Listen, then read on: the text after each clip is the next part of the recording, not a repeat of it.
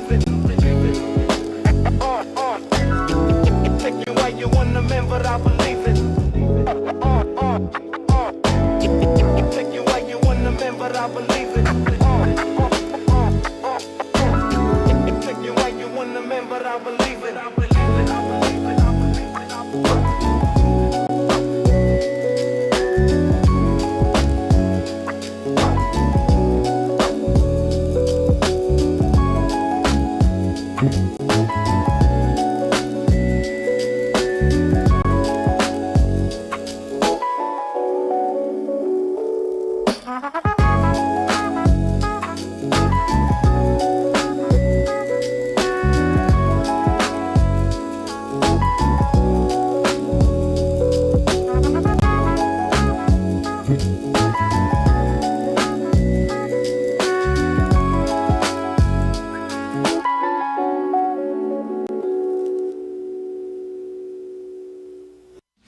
It's a mediocre time with Tom and Dan. Put some respect on my name. Respect our name. I ain't gonna say it no more. You crack ass motherfuckers. Motherfuckers. Motherfuckers. Motherfuckers.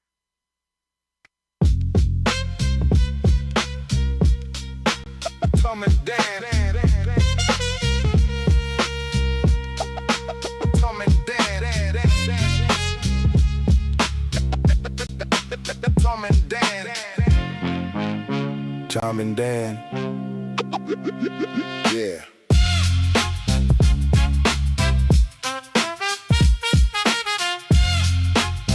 Tom and Dan. Dan.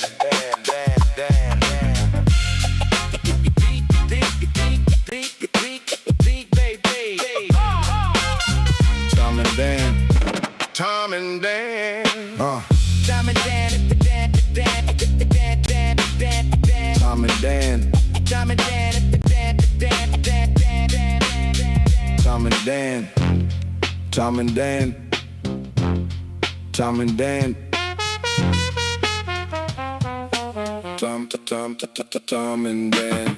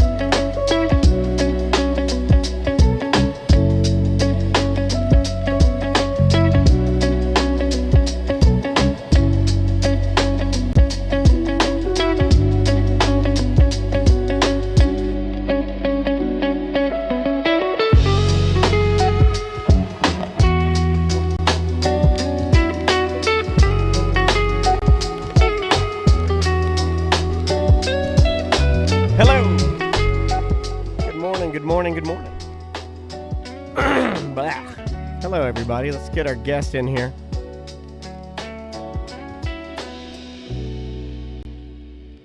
Let's get our guest. There he is. Hey, buddy. How are you? Hold on. Can you hear me okay? Yeah, I can hear you. You can hear me. Awesome. Yeah, you sound good, man. You sound good. Hey, thank you for doing this, man. We appreciate it. Absolutely. I've actually been with you guys before a few years ago on another, it wasn't a weird job. I forgot what it was for. But yeah, I was excited. Was it like a, was it a COVID thing? Were we doing like a COVID cribs? It was to do with CPR. I remember one of the Daytona 500 races, or one of the races, they had somebody get hurt really bad, and we were talking about, I came in and talked about CPR. If you remember, I had the little baby mannequin. That's right. I do remember that. On him. Yeah, Yep. And Tom was inappropriate with the baby mannequin because he can't be trusted. Yeah, it was pretty funny with the beanie on him for sure. I remember all of. No, I'm joking. Hey, but thank you again for doing it. Yeah. We'll get started here in just a second, man. I'm gonna say hi to the chat room and everything. You are live on YouTube and Twitch, and they're all seeing you right now. So appreciate you doing it. Can you hear our toilet flushing? I've always wondered if people can hear our toilet flushing. Okay. I don't hear it. Okay, good. It used to be a lot louder. Oh, I think modern PI got it all dialed in. We used to have a lot louder toilet. Remember? And then when you shh, I got one up in the. This is the warm up. I don't know if you've ever watched the stream, but we got to warm up. We're old men now. On the 4th floor where my Peloton is and my rubber coated weights because I'm a woman. Yeah. I call it curves for men. Yeah. So I'm up in curves for men, and I'm I'm doing some light stretching. Yeah. And the toilet up there, and I'm riding, and I'm hearing it, and I'm like, God damn it! And I have to pause my workout, get off, walk in there with my stupid clip-on shoes like a fucking frog man, and I go in there and jiggle the hand, and then it goes. Yeah. That's how it goes. Yeah. You got a seal problem with your flapper. Yeah, it's because they dry out. Yeah. Because it sits up there, it doesn't get used that much. Correct. Your flapper Did you dries. know if your toilet sits up there and you don't use it, it'll start to stink just from being sedentary? You want me to go change your flapper, little baby? Yeah, I'd let you. No, well, you could change it while I'm using my rubber coated weights. All right. Thank you for doing this. Thanks for being a good sport. I do have a song for you that is mildly insulting. You know how this goes. All right, Mr. Van. Let's do it. Do you want to start? Yes. Here we go. And 3, 2. Welcome to A Corporate Time with Tom and Dan. I'm Tom. I am Dan. We're live on Twitch and YouTube. Come on over and watch the podcast, or don't, because we started as audio only. But you can find us on YouTube at Tom and Dan Live. Shout out to Corey from Core Flooring. I met him the other day at my sister-in-law's new condo. Yes. He took some measurements. She's looking at some luxury vinyl plank. Hey, all right. Yeah, I was impressed by how pro he was. Oh, yeah. And we talked for a while. And old Real Radio listener that's been listening for. I mean, he's not old. I know I'm what just you saying, mean. I know what you mean. He's been listening a to legacy you since. lister. Yeah. Gold star lister, if you will. Yeah. And just a great guy. So if you're in the need for any flooring, talk to Corey from Core Flooring right there in Winter Park. Yeah, coreflooringfl.com. Yes, yeah. And he'll take care of you if will. you're a Tom and Dan listener. He's a very, very nice man. In fact, he helps out animals. He was the first to Yeah. donate. My sister-in-law that, loved the fact that a portion of his sales go to animal rescue. Yeah, absolutely. He was one of the first, if not the first, that I saw that donated to the Central Florida Zoo to help out the sloths. Another one passed away. Yeah. Justice for Dumpling. That's all I'm saying. Justice for Dumpling. That sloth guy must be every time Sweating. he sees He's another. He's And like, they have "Oh, they're cute coming names to too, get like me." Bandit. I'll never forget. Never forget Bandit. Never forget Habanero. Justice for Dumpling. Like, you monster. Every time a new sloth death hits the news, that guy must be. And they're getting. Have you seen on the them? run. Have you seen the sloths that have died? They're getting cuter every time they die. Yeah. And their names are getting cuter too. Dumpling is the last one. This guy has had a terrible run at a sloth. The next one, it'll be the cute. It looked like a stuffed animal. It'll be Slothy Wathy passed away. All right, let's do some weird jobs. All right, you know what we're supposed to do with weird jobs. Supposed to have a weird job song, and I got one. And you told me, my only direction was, you told me that our guest works in the medical field. Okay, yeah. Well, specifically medical simulation. Okay. I don't even know what that means. All right. Well, you're sort of answering and asking my question at the same time. All right. When I hear people that say like, "Oh, I work adjacent to medical," this is what everybody thinks. If you work in the medical field and you're not a doctor, you don't count. You just don't count. You don't count. You just don't count. You don't count. If you work in the medical field and you're not a doctor, no one cares. We'll see you next week. Why would you say that? On the line with us is Chris. How you doing, Chris? good. How you guys doing? Good. So, Chris, you work in medical simulation. I have literally no idea what that means. You do it with your wife every other night. Hey! Yeah, so the simplest way to think of it, if you guys ever heard of like CPR classes or television shows that, you know, talk about CPR classes, it's taking that and going the extra mile with anything but CPR. We use mannequins. We'll use virtual reality. That's like the old butt rock. Anything but, we don't play anything but rock, butt CPR. That's the only CPR I know how to do is butt CPR. Oh, I know where you're blowing into. Anything but CPR. I call that the whale. Yeah. So is it basically to train doctors and medical professionals about how to work on patients just using like dummies and VR? Yeah, pretty much. In the simplest terms, it's how to do treatments, how to do skills, or even how to talk to people. We'll hit that wide gamut. My specialty is physician, doctor-wise, but we also have nursing as well that we'll cover from our end. Okay, so let's start with the basics. Like, what kind of like medical simulation dummies you have, and what kind of procedures are they simulating? So, like I said before, we can do simple CPR. We can do an intubation, like putting a tube in. Oh. We can do surgical procedures as well. Some of the mannequins will talk. They will. They can move their arms. They can get upset.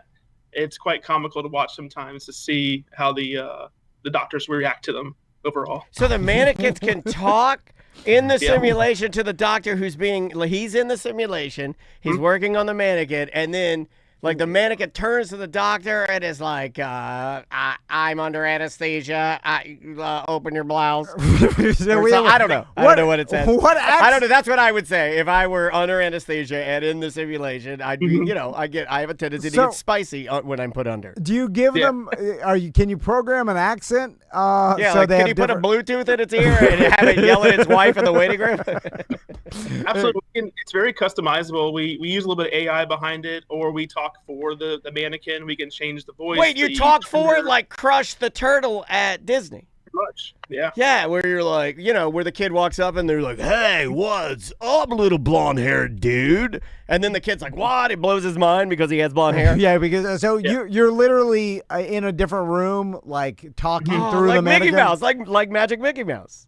Yeah. We'll have cameras. We have a one-way mirror glass that we can see. They can't see us. This is fun. We could have a it- lot of hold fun on. with this. Ben- This is Impractical Joker. I was about to say, this is a perfect Impractical Joker's prank. Let's do this. We'll be the swamp Impractical Jokers Yeah, because we- those guys aren't funny at all. We could have Daniel on the microphone. Yeah. Okay, hey, now give her a wet willy. hey, now give her a freaking wet willy. Chris, can you facilitate Daniel Impractical Joker style? Hey. This will be our new social media. In the earpiece. You're in there. You're like one of the doctor's assistants. I'm in your earpiece. I'm like, Okay, now pretend you got diarrhea. that's what they always do. They're in the earpiece and it's always diarrhea or something Yeah, but if you're the voice of the dummy and then you got some medical student, some greenhorn in there that just got out of medical school, I think I'm having a medical emergency. and then you start talking through the dummy, scaring them. So, Chris, with how advanced are these dummies? Like, you talk about like, putting the tube down the dummy's throat. Like, is it really accurate? I mean, how accurate is it compared to doing it to a real human? It's probably about 90% accurate. We can also, make different modifications to make it a harder situation for the doctors, to where they have to do more advanced procedures. The advancement on these mannequins, some of them can move their arms. They can, like I said, turn their head. They can track you when you first come in the room as well, or their eyes move.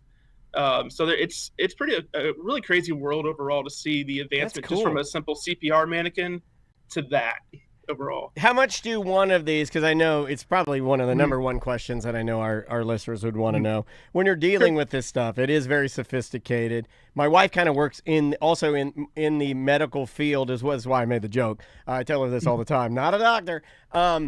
But she helps coordinate the software, because a lot of these things, the software is it just like Facebook, just like Instagram, all the stuff we use here, Logic, Pro Tools. It's always updating and changing and breaking. Yeah. So it's constantly being updated and then improved, updated, improved. How much money is like what are we talking here for like one of these, eye tracking medical dummies? Depending on the size, if it's a child or an adult, because we have different sizes as well, they can range from $200,000 to $500,000. It just depends on what kind of bells and whistles, like a car almost. If you want the basic package, it's cheaper, obviously, but your bells and whistles, you're close to $500,000. Wow, in most cases. That's an insane amount of money. Yeah. Well, that's way too much. right? Well, no, because I bet you how many people 200,000? But how many people can train on this, right? I mean, how many Yeah. doctors can train on this? Whereas before, like trial studies, because you hear those ads where they're like, they'll do trial studies, but you got to get people in there. And most of these people, sorry, I've seen the people that do trial studies because earlier in college, I thought I'd make some money doing a trial study, and I went to do it. And when you go there, it ends up all being unhoused people. Yeah, they're the homeless. I did the that. homeless. I yeah. did it. And it's me sitting there, college kid at UCF, me and all homeless people Yeah. just sitting there, yelling, screaming. It's wild. Yeah, well, I mean, you can get a homeless guy for $100 easy. He'll do anything for $100. But it's gross. yeah. This medical dummy, way easier. He won't yell at you. He doesn't carry a knife. He doesn't have a dog with goggles on. How long do they last? Probably about 5 to 6 years for most of them. They used to last a lot longer, but like with anything in life these days, they don't last as long. Depends on what we do with them too, because we can do trauma scenarios. We also work out in the field. We're taking them out into the hospitals or helicopters, ambulances, things of that nature. So it just depends on The what we're trying to Impractical do. Jokers would love to helicopter a dummy. I feel like. Daniel's talking to the mic. Yeah, I'm like helicopter it. So, so what other what's the most advanced medical dummy that you have, and what can it do? Right now, probably the infant I have, one of our babies that we use, probably one of my most advanced here. But even my other adults, they can spit at our doctors. They can cry. They can spit at your doctors. That's awesome. Yeah, because they are mimicking the regular What a baby does. Well, and also then even with the adult ones, you get the mentally ill and the homeless in the hospital. They're there all the time. If you talk to anybody that works in an emergency room, it's mostly mentally ill and homeless. Yeah, and they live there with you while you work. And the cops just drop them off at the hospital. As a joke. They're like, watch this. They just drop them off. They're like, here, you take care of this mentally Not ill. my problem. He peed in the back of my car. You take him now. Yeah. So they'll actually spit at you? Yeah, we can have them spit. We have some that will actually vomit as well. If we can use food contents. We can use fake blood. Depends on, again, what the objectives are for that scenario, what we want these doctors to learn and be successful in. We always tell them when they come here, they can make mistakes, obviously, and you can't really kill our dummies, but our goal is to always set them up for success with unique situations, like you said, mental health issues or critical traumas, things of that nature. There's an intense peace of mind that's floating over me as a high anxiety person of knowing that there is a baby doll that trains a doctor like they're trying to put a tube down its throat, and it will start barfing, and then the guy will have to react because that's a real thing that happens. Yeah. It's just like And that's this is like one of the better weird jobs we've done where I'm like, definitely see the point in this, and it would also be cool to train on something like that and see just to see how it feels, because I bet it's hard. I bet it's hard as hell. Yeah, it would get you used to the procedure of dealing with a normal, regular human, and if the more, it's like a pilot training in a simulator for emergency scenarios over and over. No and different. then so when you're Sully and then we get a bird strike, you've done it 100 times in the simulator. It's just muscle memory at that point.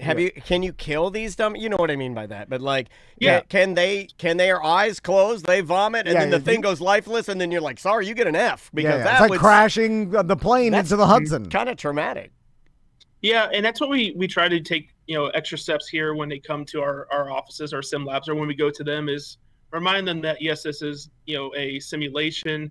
We do expect them to react like they would in the real world, but it's also a safe environment to make mistakes. We don't necessarily, kill them off every time, but we want them to know how to react, what processes to implement, what procedures they have to do so that they're quick about it. So when they go out to the ERs or to the floors, they are, helping our patients in the end is our goal.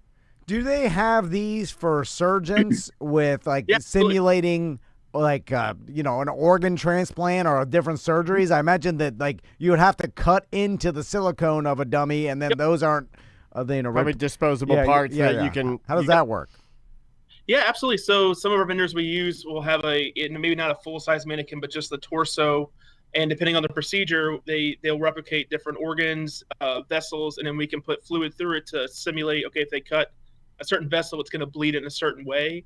That way it's as realistic as possible. We obviously, we use a lot of VR for that, but what we have found with VR is it's not very tactile sometimes. So we have a lot of different options to do more actual hands-on tools and whatnot.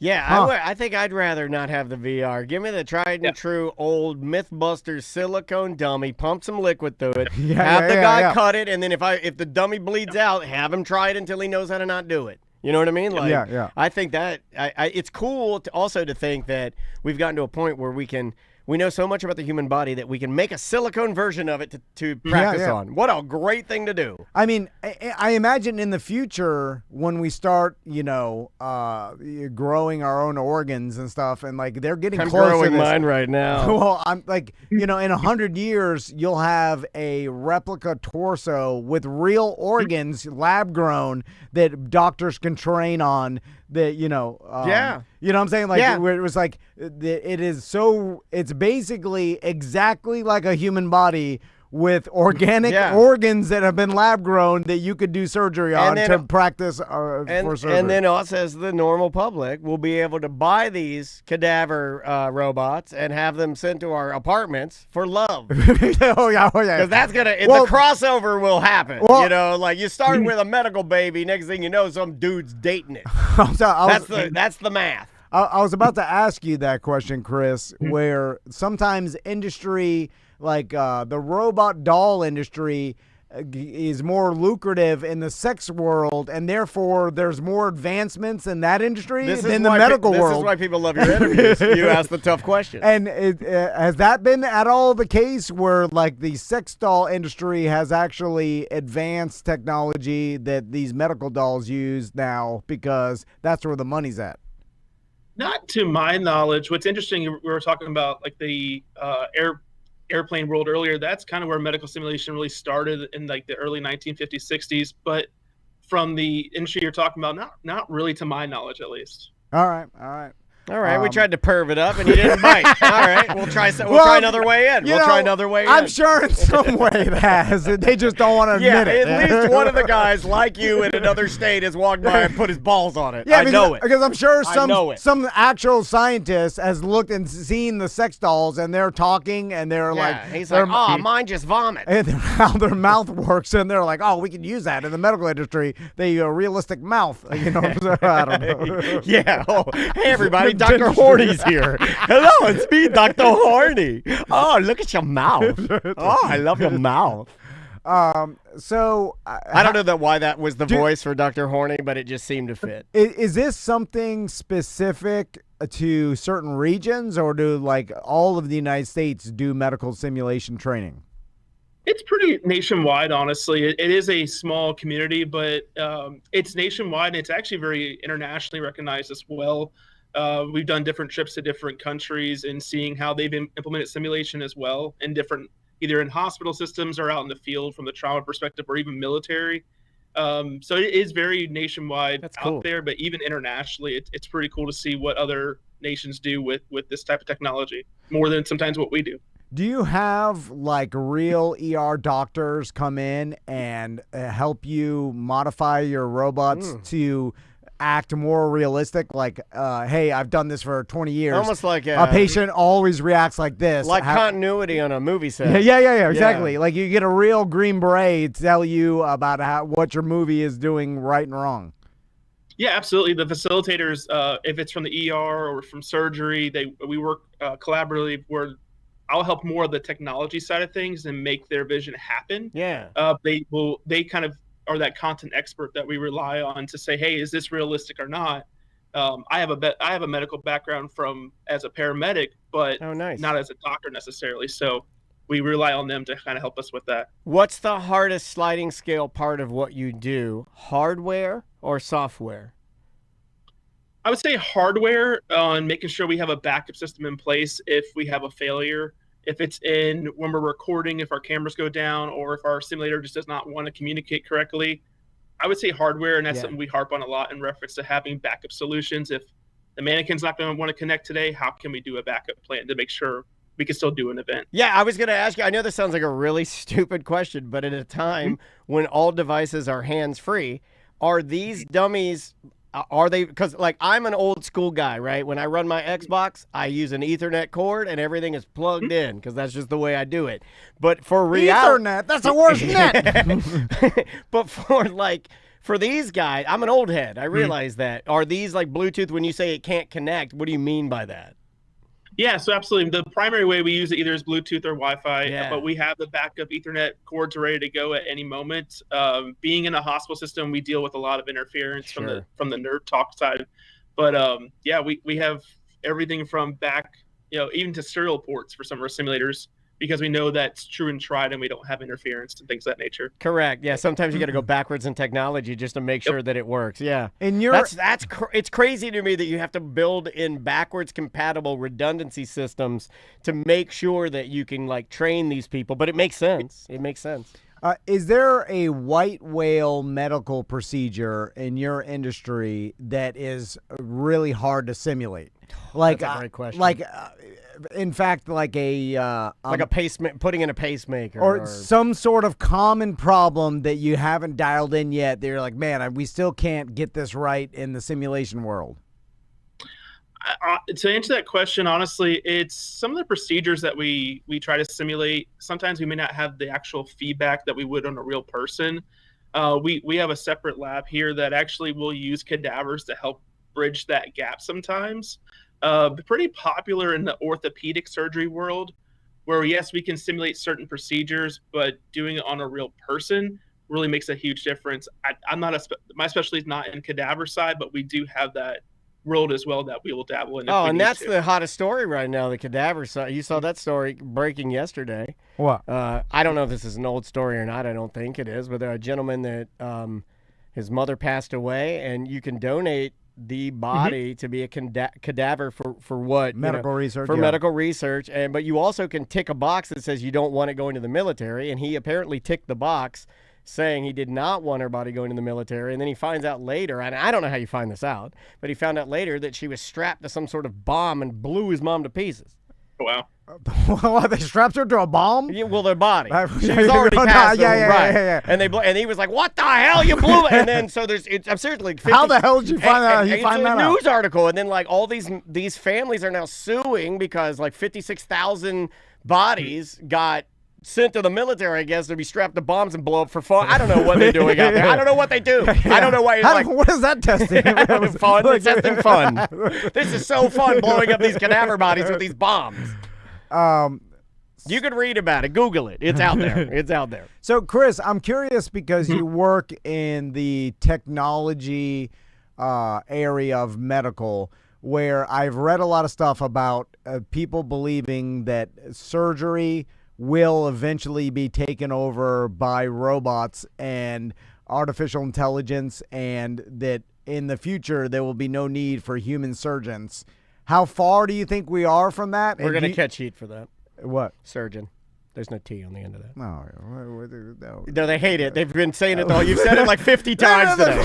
Surgeon is not a thing. Hey, I'm a surgeon. It's surgeon. It ends with the end. And I have to say it or they're gonna sergeant. They say it in the chat room 1,000 times and I'm over it. Who cares what the chat room thinks? You screw you, chat room. You think you want to come do my job?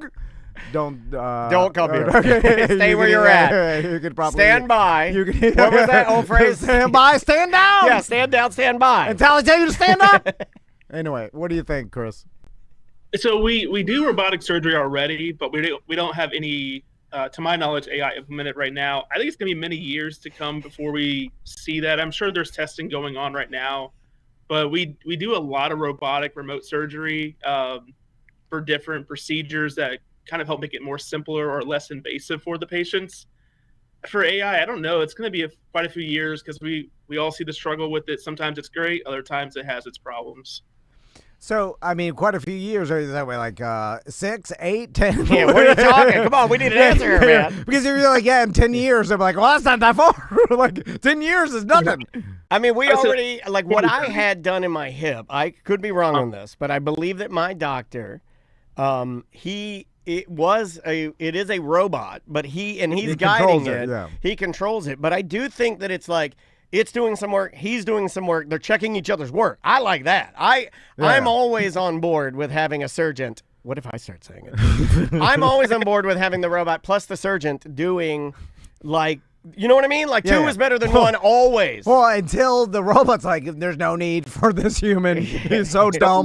Put a bolt in his head. Do you understand that I know, He's doing it for free. He's doing universal income. He's doing it for free. He's volunteering. I can do this. I can do thousands of these, no problem. I am a god. The human is slowing me down. All right. I'm curious, Chris, like, what is your day-to-day role? Like, if you were to describe what you do throughout the week, get us with that. Yeah, so the building I oversee, we have multiple sim labs that will run scenarios throughout the week. Get us with that. I'm sorry. Get us with that. I can't. I tried to power through. He did too. He did too. Our guest did too. The robot surgeon was powered through. He's not even paying attention. To defend Tom, AI will. I spell everything wrong with AI, and it will go. When you say "get us with that," and the robot would have been, "Get us with that." That's dumb, but I know what he means. Well, that's what I want. Powering through. Powering through. Just everybody just power through. All right. You got to say it like a mad, you know, robots like they make a noise when they're annoyed. Yeah. Like, Why are you annoyed? Powering through. You have no emotion. You can't be annoyed. They do though. They do have emotion. So sorry, Chris. No, you're good. So yeah, throughout the week we'll have different scenario simulations you run, or we run different classes.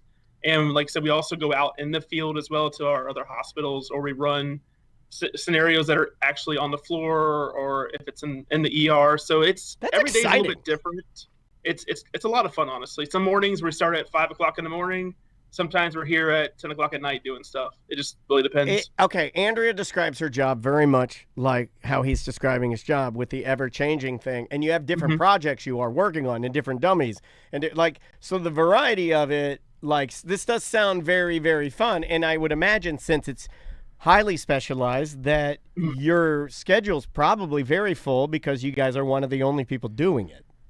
Yeah, we have a small team that oversees the entire hospital, and myself, overseeing this building by myself. I have a couple partners that help out when we need to, but like I said, my primary role is covering all the new doctors that come into our organization.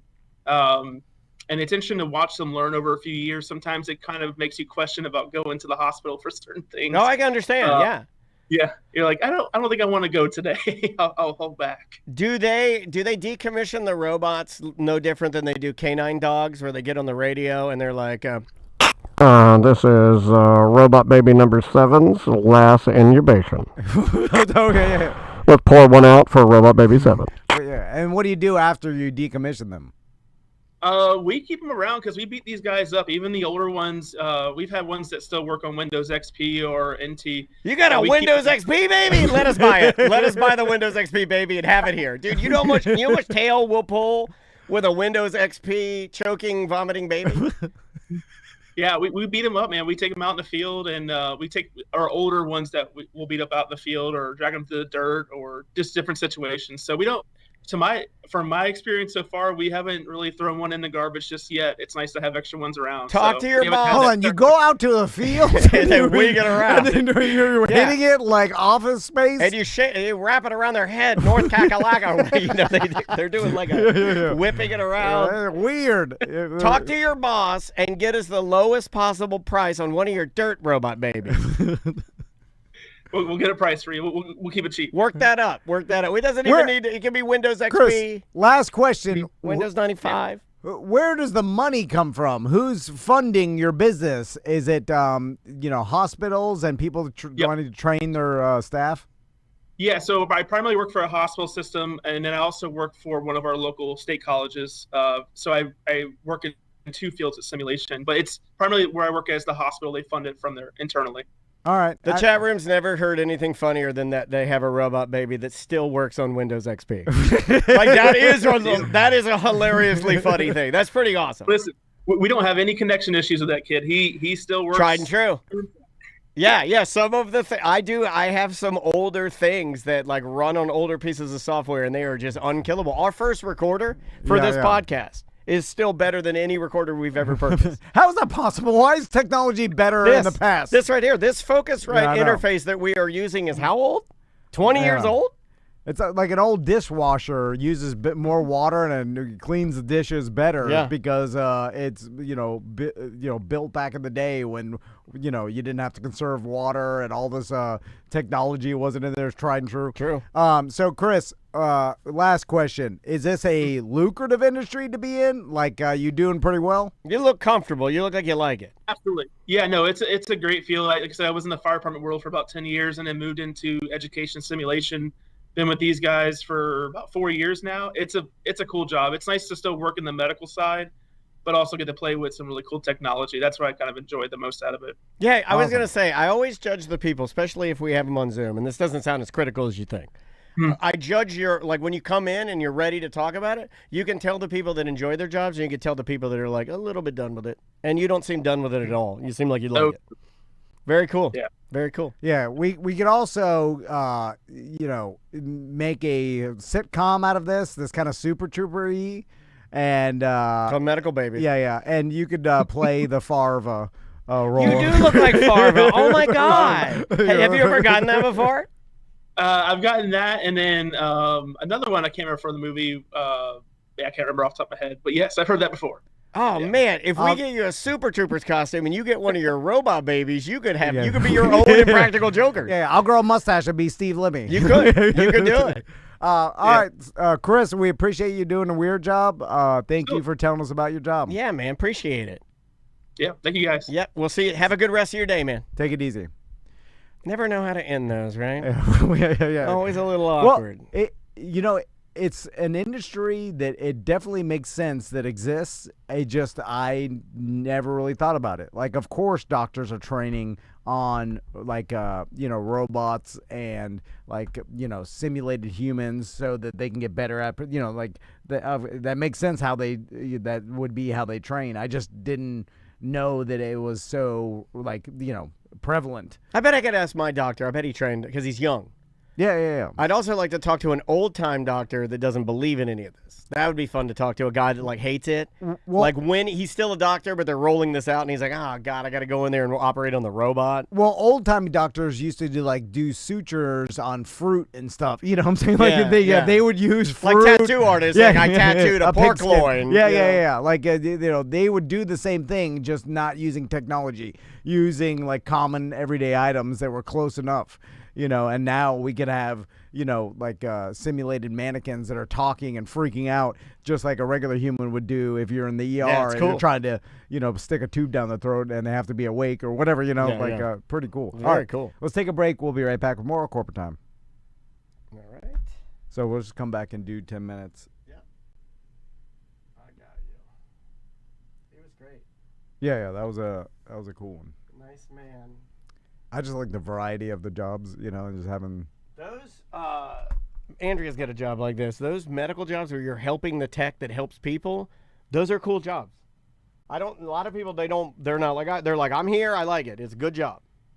She feels that way. She very much enjoys it. This is the first time she's ever said, I love this job. Here's, and we could even talk about this unless, I think if you have an element in your job that is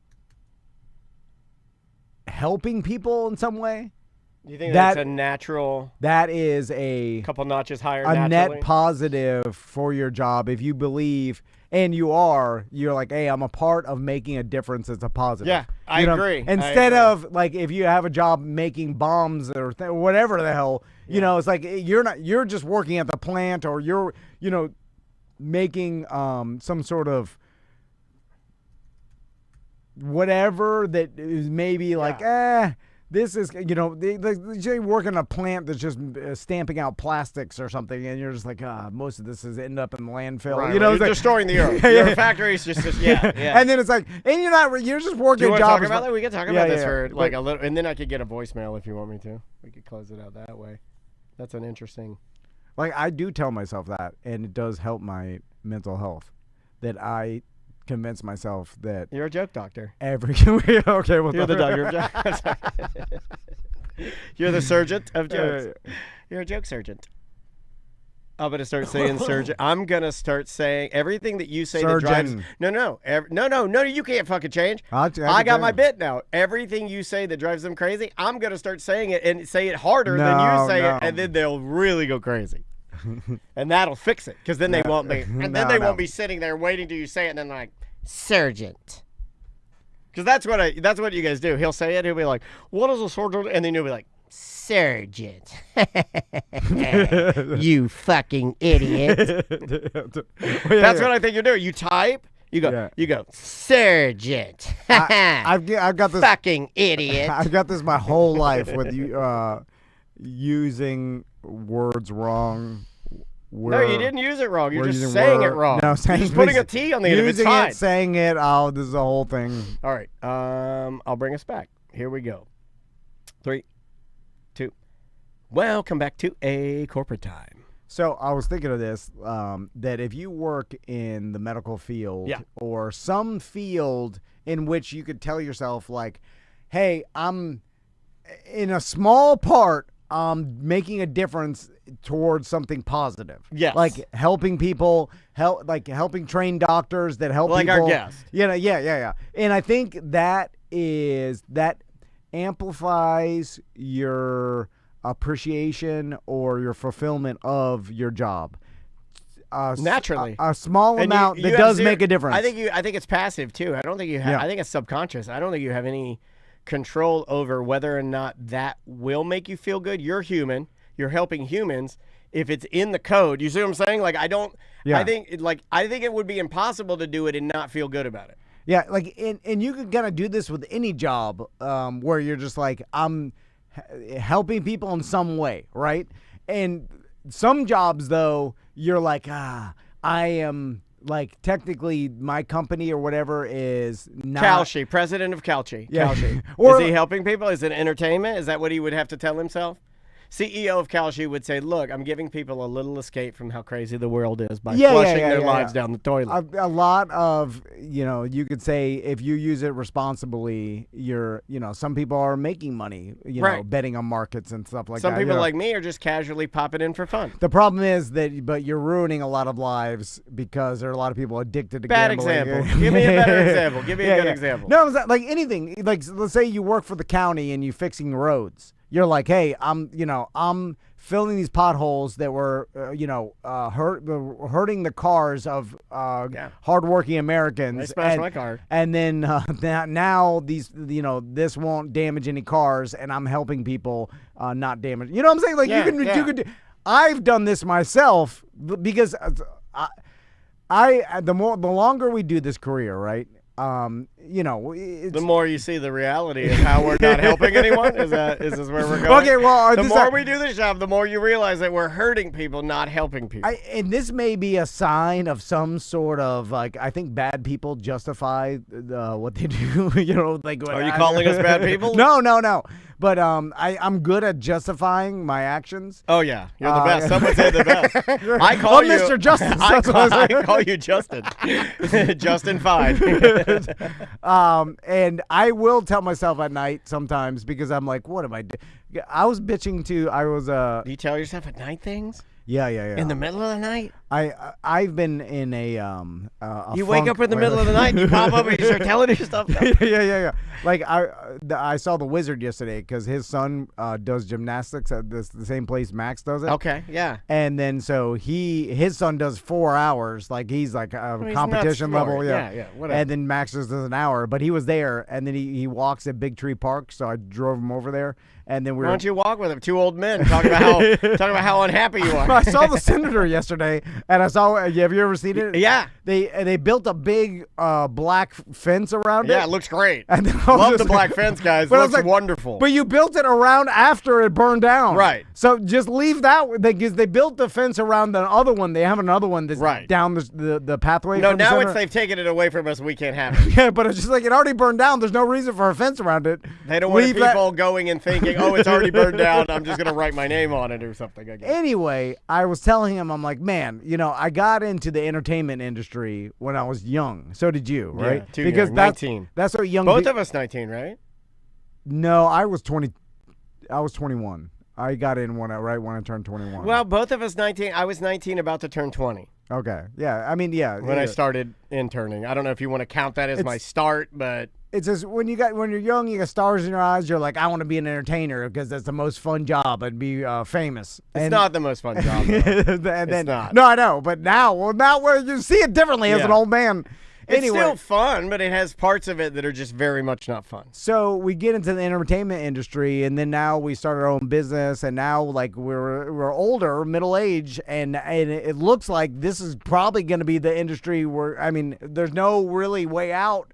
We're going to be doing this, and Yeah. it We're works. trapped. We're It works, but Yeah. it works for us. I mean, I see no way out. But all my other friends have regular jobs like firefighter, works for the government, a teacher, works I mean, there is construction. one way out. Ozzy Osbourne Suicide Solution.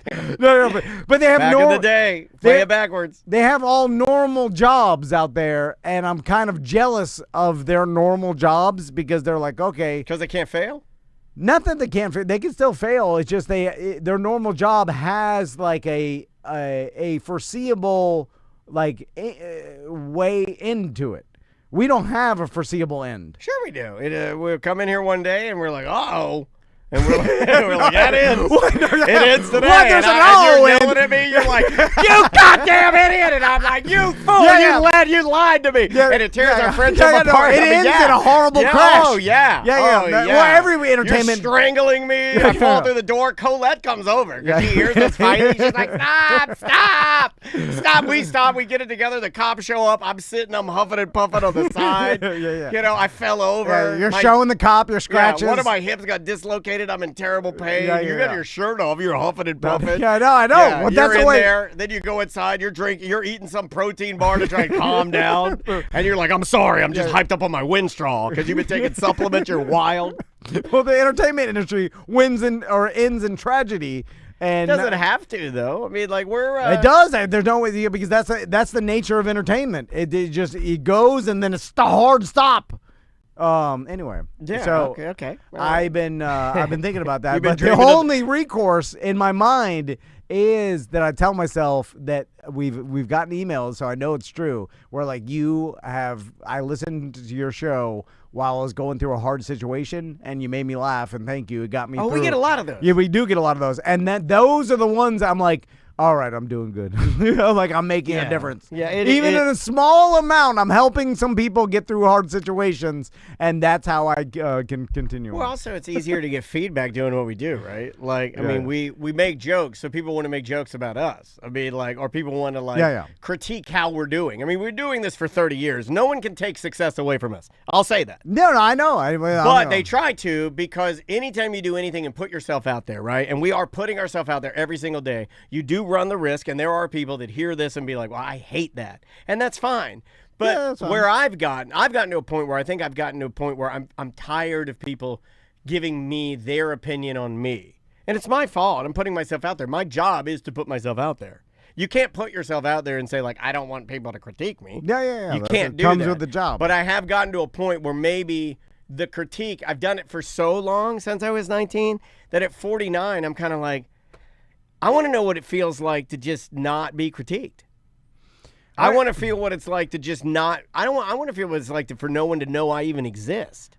Well, that's retire. That's you're not doing a job. No, but at I've that point, always yeah. dreamed of. That's where that dream of living under a bridge or hiding in a barrel or living in a cabin in the middle of nowhere. Yeah, you can't have a job that you don't get critiqued because even if you worked for someone, your boss and your company would critique your work. No, I don't mean boss critique. Boss critique is fine. If you critique, that's different. I'm talking to just you put yourself out there and people like just start If you have a customer going crazy on you. Yeah, but if any customer that you have can and will critique you now with so easy on the internet. Like, how do you think Tiffany feels with her restaurant? Like she says it's hard. She sees the Yelp reviews and some of them are unfair, and she goes in there and handles them. You have and to. then you have to. You have to take the critique. So whatever business you own, or if you have any sort of customers or customer service, or you deal with anybody, you're going to get critiqued. Because they're gonna write reviews about you, and and some of them are unfair. So like that is not really unique to our business. Like everybody gets critiqued. Even if you work in the medical field, your patients will critique you in some way. I don't know. I agree, but I also disagree. The critique we get is far different than sometimes it's not even a serious critique. Sometimes it's to play along, or sometimes it's not even real. Well, those are the best critiques because then you can ignore them. No, but for people that like more sensitive people, it doesn't work like that. Yeah, no. And I've never, and in order to tap into that, with my type of brain, with the sensitivity comes the ability to tap into something. It's getting more tiring. This is a very long-winded way to say that I felt like I had more stamina for this business when I was 19.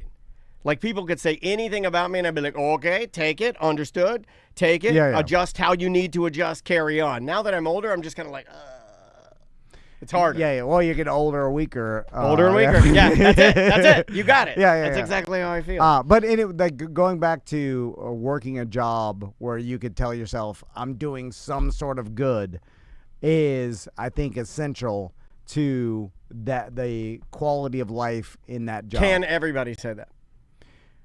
There are, you even the guy in the bomb factory, can he say what I'm building? You can say I'm building this to protect my country that I believe in, and to save these troops and to protect them and protect our influence, and our interests in different areas. And I've heard like a psychologist say this is like there are no one's repo man. Somebody said.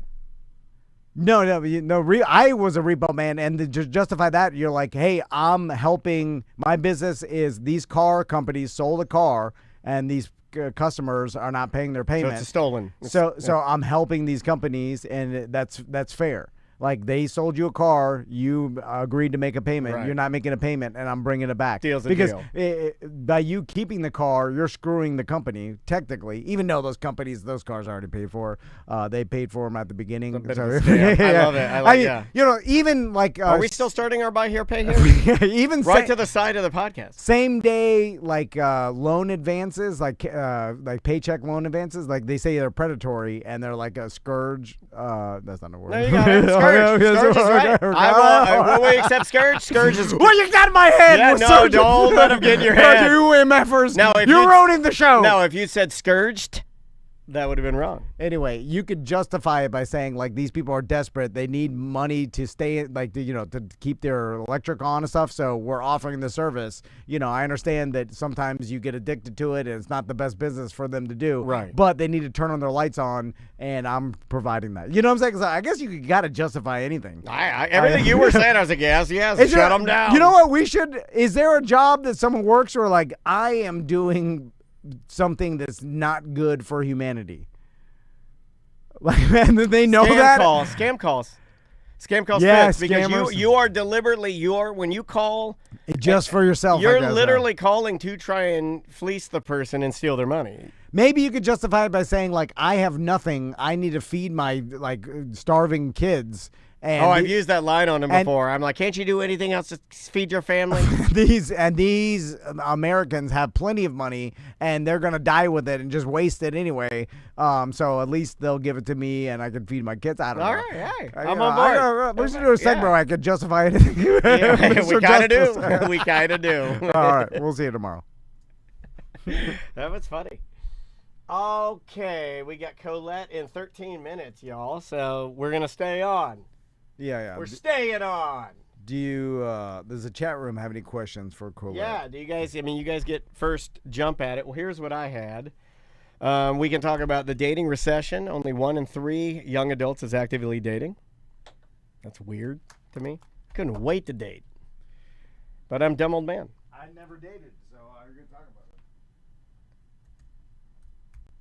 about it. We can talk about intentional dating.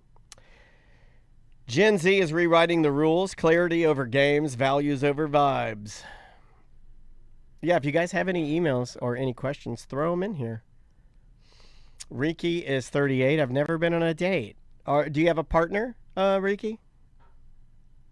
Because that would make 2 of you, which would mean that I cannot say that that is rare, because I would know 2 of you that have never dated. Ghost lighting is another term we can talk about. Emotional outsourcing is another thing we can talk about. Nerd normal.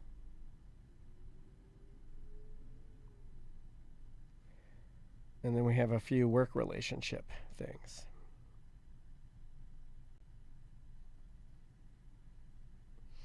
Merchman, my daughter does not want to date, has no interest in dating or having kids. Seems weird to me. Okay.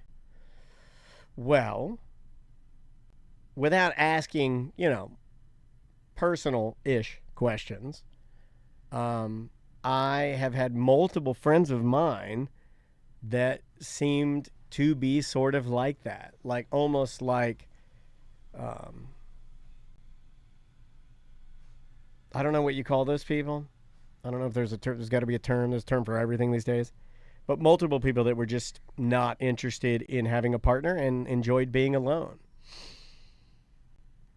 Charles the Bug Man. Might want to update your name, Charles, to Charles Human Sloth. No, I'm kidding. Don't put that in there because I think we're going to abandon the sloth thing. I don't know. It's the white hot heat. Okay, so you know what? You're not a rarity. Riki is 38. He's never been on a date.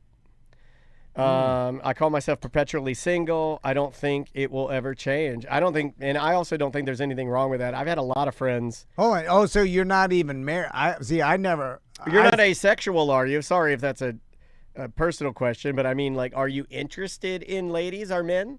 Or are you just not interested? Because I grew up with a guy, and I wouldn't even call him homosexual, but he's just not interested. Yeah, asexual. Yeah. He's asexual. He is a guy. He would be, if you nailed him down and held him down and said you have to sleep with somebody, he'd probably say women. Yeah, but not he's gay. not interested. He's not at all interested in it. Not at all. He's super nerd. I'm talking so nerd the meter pegs and then it breaks the meter. But he's not interested, and he will be fine. He will be fine. You're like, you would think basic evolution would make you want to at least have sex. Like your sex drive would be there, but like your testosterone. Have you been online? I mean, like you can find any fantasy you want to jerk it to, you can find. Yeah, but I know a little bit about jerking. But it's less intimidating, right? Like it's less scary to jerk it on the toilet than it is to ask a girl and get turned down. Yeah, but there's only so much jerking you could do. And then you're like, I need it real. You know what's not used enough? And you just reminded me of it. Jerking your gherkin is not used enough. Yeah. Is not used enough. Like, because there's no Ricky, no substitute for real. Ricky continues, I have no self-confidence. I know what my problem is. I just don't address it. That's fair. Well, I'm glad you're here. Yeah, Thank you for being honest. I mean, there's plenty of people with no self-confidence, and then you just get with another person with no self-confidence. They're out there. tons. You're not super motivated by your horniness? I think from what I know of you and the comments you've made in the chat room, though, I think it would be very easy. I'll give you a compliment. Just on the surface, I don't know you. But just from our interaction here, I would say that you would probably have no problem with any of the interactions we've had here. Like Tom said, finding somebody who is, because that's a trend right now. That's on this list. It's called nerd normal is what we're talking about. Playing hard to get is officially out. The games, that bullshit's gone.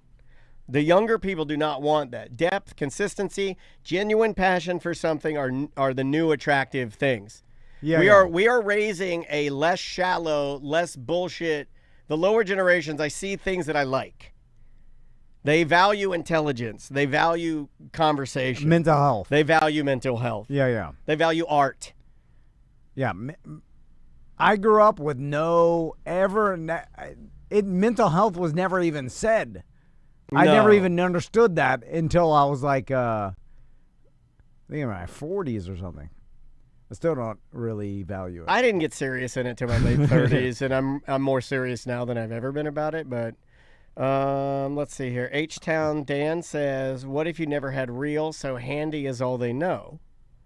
Yeah, but you imagine what the real feels like, and you're like, I don't think it's that much better. Because you're watching the videos, you're like, I want to do what the videos are doing. All you're missing out is a little bit of ass and some tit sucking. Everything else is exactly the same. No. I can tighten my hand. It's the tightest pussy. I can open it. It's a big one. No. There's nothing that feels like, even a fleshlight. I've owned a fleshlight. It's like, it's pretty good. I've never been desperate enough to use a flashlight. but it's like a shot. Nothing. That was just to belittle you. Nothing is compared to the real. I've never had a butt though, and what if the butt's better? I've never had a girl butt. I imagine that. You ever had a girl butt? It's the same. You know, You don't have to answer that. I'm You don't not have to gonna- answer that. But I put I'm you on not the gonna spot. answer But I know what it means. I Yes, just say, yeah, and it yeah. means it went poorly. No. They all go it's- poorly, where it's like a wrong hole, or it hurt, or not doing that again. No. It's because it's not. You know, the evolution has made the vagina a perfect match, and it's on purpose. Well, it's on purpose. It's like the banana. It Kirk evolved. Cameron told me it's like the banana. Have you ever held a banana? 100. Yeah. How does it fit in your hands? Oh, God made the banana. Proof. All right, let me get set up for Love Thy Neighbor. But is it, somebody you're just like not motivated as much by sex? Yeah, and the that's guy was perfectly in band. My understandable. buddy I'm thinking of, he was in band. He's an incredible musician. He's a nerd, and he's just not interested in sex. It's not his thing, but he's not gay. Hold on, has Ricky? have you ever had sex? That's a great question. He didn't. I don't know, where is he at? Oh, I think his chat turned. No, I have no self-confidence. I saw that one. I don't know if he said anything else. We're not picking on you at all. Though. Because he says, yes, I have. Yes, I have. Okay, all Yeah, right. he has. So he knows. So again, he's doing what he's doing. I have no problem with that. You're choosing your life. Choose your life. Yeah. That's why there should be like an element of legal prostitution, and it's so stupid that we, make prostitution illegal. I know there's a lot of problems that come with it, but if you legalized it and it was a more professional scenario, I But think maybe it he could doesn't help a even lot want of to pay people. for it. He's just not even interested in it. No, that's a good. I honestly think that at 49 some right people now, aren't. I've had enough sex where if you said, hey, you can't, somebody came to me right now and said, you can either choose to be wealthy the rest of your life or you can have sex. But if you choose the wealthy side, just understand you're going to have to jerk it until you die. I'd be like, okay. Really? Yeah. You're the horniest guy I know. But jerking it's fine for me because I get the chemical and then I'm like, okay, same shit. I got the chemicals in my body. Let's do this. Ready to go. Feel great. It's the same shit. It's no different than injecting yourself with testosterone. It's the real shit. Gives you the real chemical. I don't need my body to After, produce though. it. I could get the shot. But I need. But I've had it. I've had it for 49 years. Yeah, but I've dined with kings. What's the old I told Ric myself- Flair thing? Somebody write the old Ric Flair thing in there. I've dined with kings, baby. And I fought with the maybe it was Dusty Rhodes. I've dined with kings and fought with peasants, baby. For me, I feel like I need the real. I can't. And then the You're more American than I am. yeah. I don't What know, kind of I just- American are you? Because I'm just like the substitute can work, but it's like Maybe you just think you need it. no, I I think don't. I I'm was like motivated. you too. I'm motivated. I think I was like you too. I'll be motivated toward the real. Like if Crystal left me, like I don't want to date, and like I don't want to do all the stuff that comes with getting a new girlfriend or wife so I can get the real again because it's a shit ton of work, and there's like compromises I have to make, and it would be an easier life. Like my pop-up. Although he had a girlfriend too, but Robert in our chat room, he's with me on this. He agrees. No. Yeah, I think I think you guys are big talkers. I'm not a big talker. You have a wife that you have sex with all the I time. love having sex. I love making love to my wife, but having enough money think- for us to do whatever we want, and then all I got to do is jerk it. That's no big deal. Yeah, but I think that that touch, that companionship. I can still touch her. I'm just not having sex. Well, no, I mean the actual having sex is like you need it. It's ingrained into your evolution. Well, Ricky doesn't have it. He's fine. Yeah, but his brain's a little different. I know your brain. So you're need saying it. I'm too horny for it. You might be right. You might be right. Ricky, yeah. Some people, And what do I do for a living? What do I do? I'm a big talker. Yeah, I 100% believe that some people don't need it, and then it's proven. The way their brain, you could be asexual, you could be even on the spectrum of that. You're just like, I don't need it as much. I agree with that, for sure. That's the case. But some people like you, me, other people like you need the actual H-Town Dan. like Houston Dan, he needs it. He's a yeah, little guy. Little just guys need it. just masturbation is not going to cut it for forever. It'll cut it for a while. I wonder how long I could go. Think I could do a year? Maybe not. That sounds like a long ass time. No. I can barely grow my hair for a year. I've never not had sex for more than a month. Hold on. That's a you know Maybe what? after I think that puts both of us. Me too. But I think that puts both of us. You understand that all jokes aside. maybe you after and the kids were born, there was a month because it was I did a month with my hip. It wrecked it. I did a month.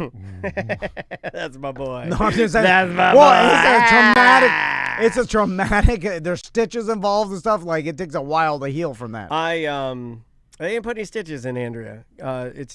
They would have needed like a ski rope, and Why would you that's say that? disgusting. Why would I don't know why I would say that. We're just talking My to you, hip, Twitch. my hip. It took about a month.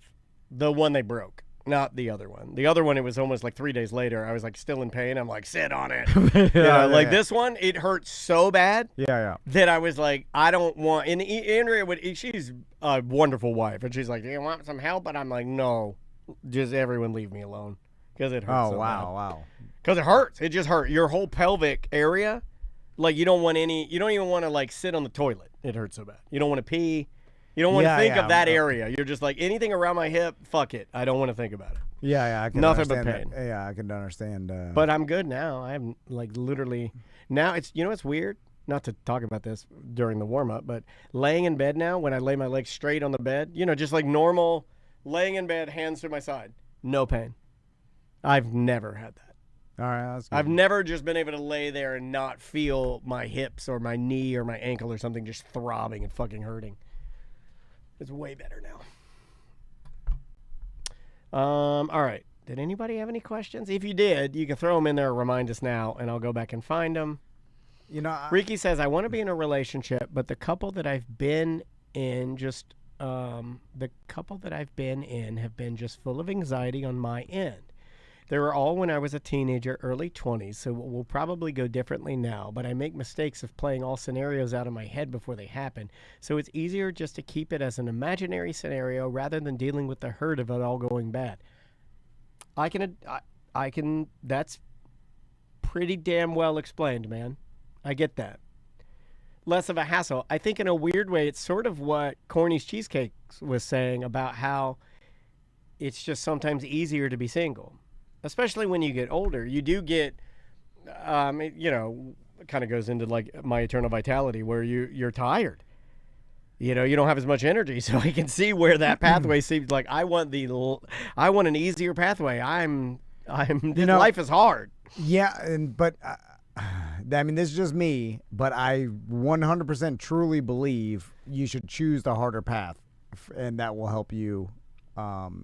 Yeah, you're big on that. You're also big on. I thought this is where you're just because something like and listen, I'm bad at it. Like you're going back to mental health shit. I'm like fuck my mental health. I'm fine. Probably not true. I should spend the work and work on my mental health. I never do. So they can probably. No, that's not true. You've been working on it this year.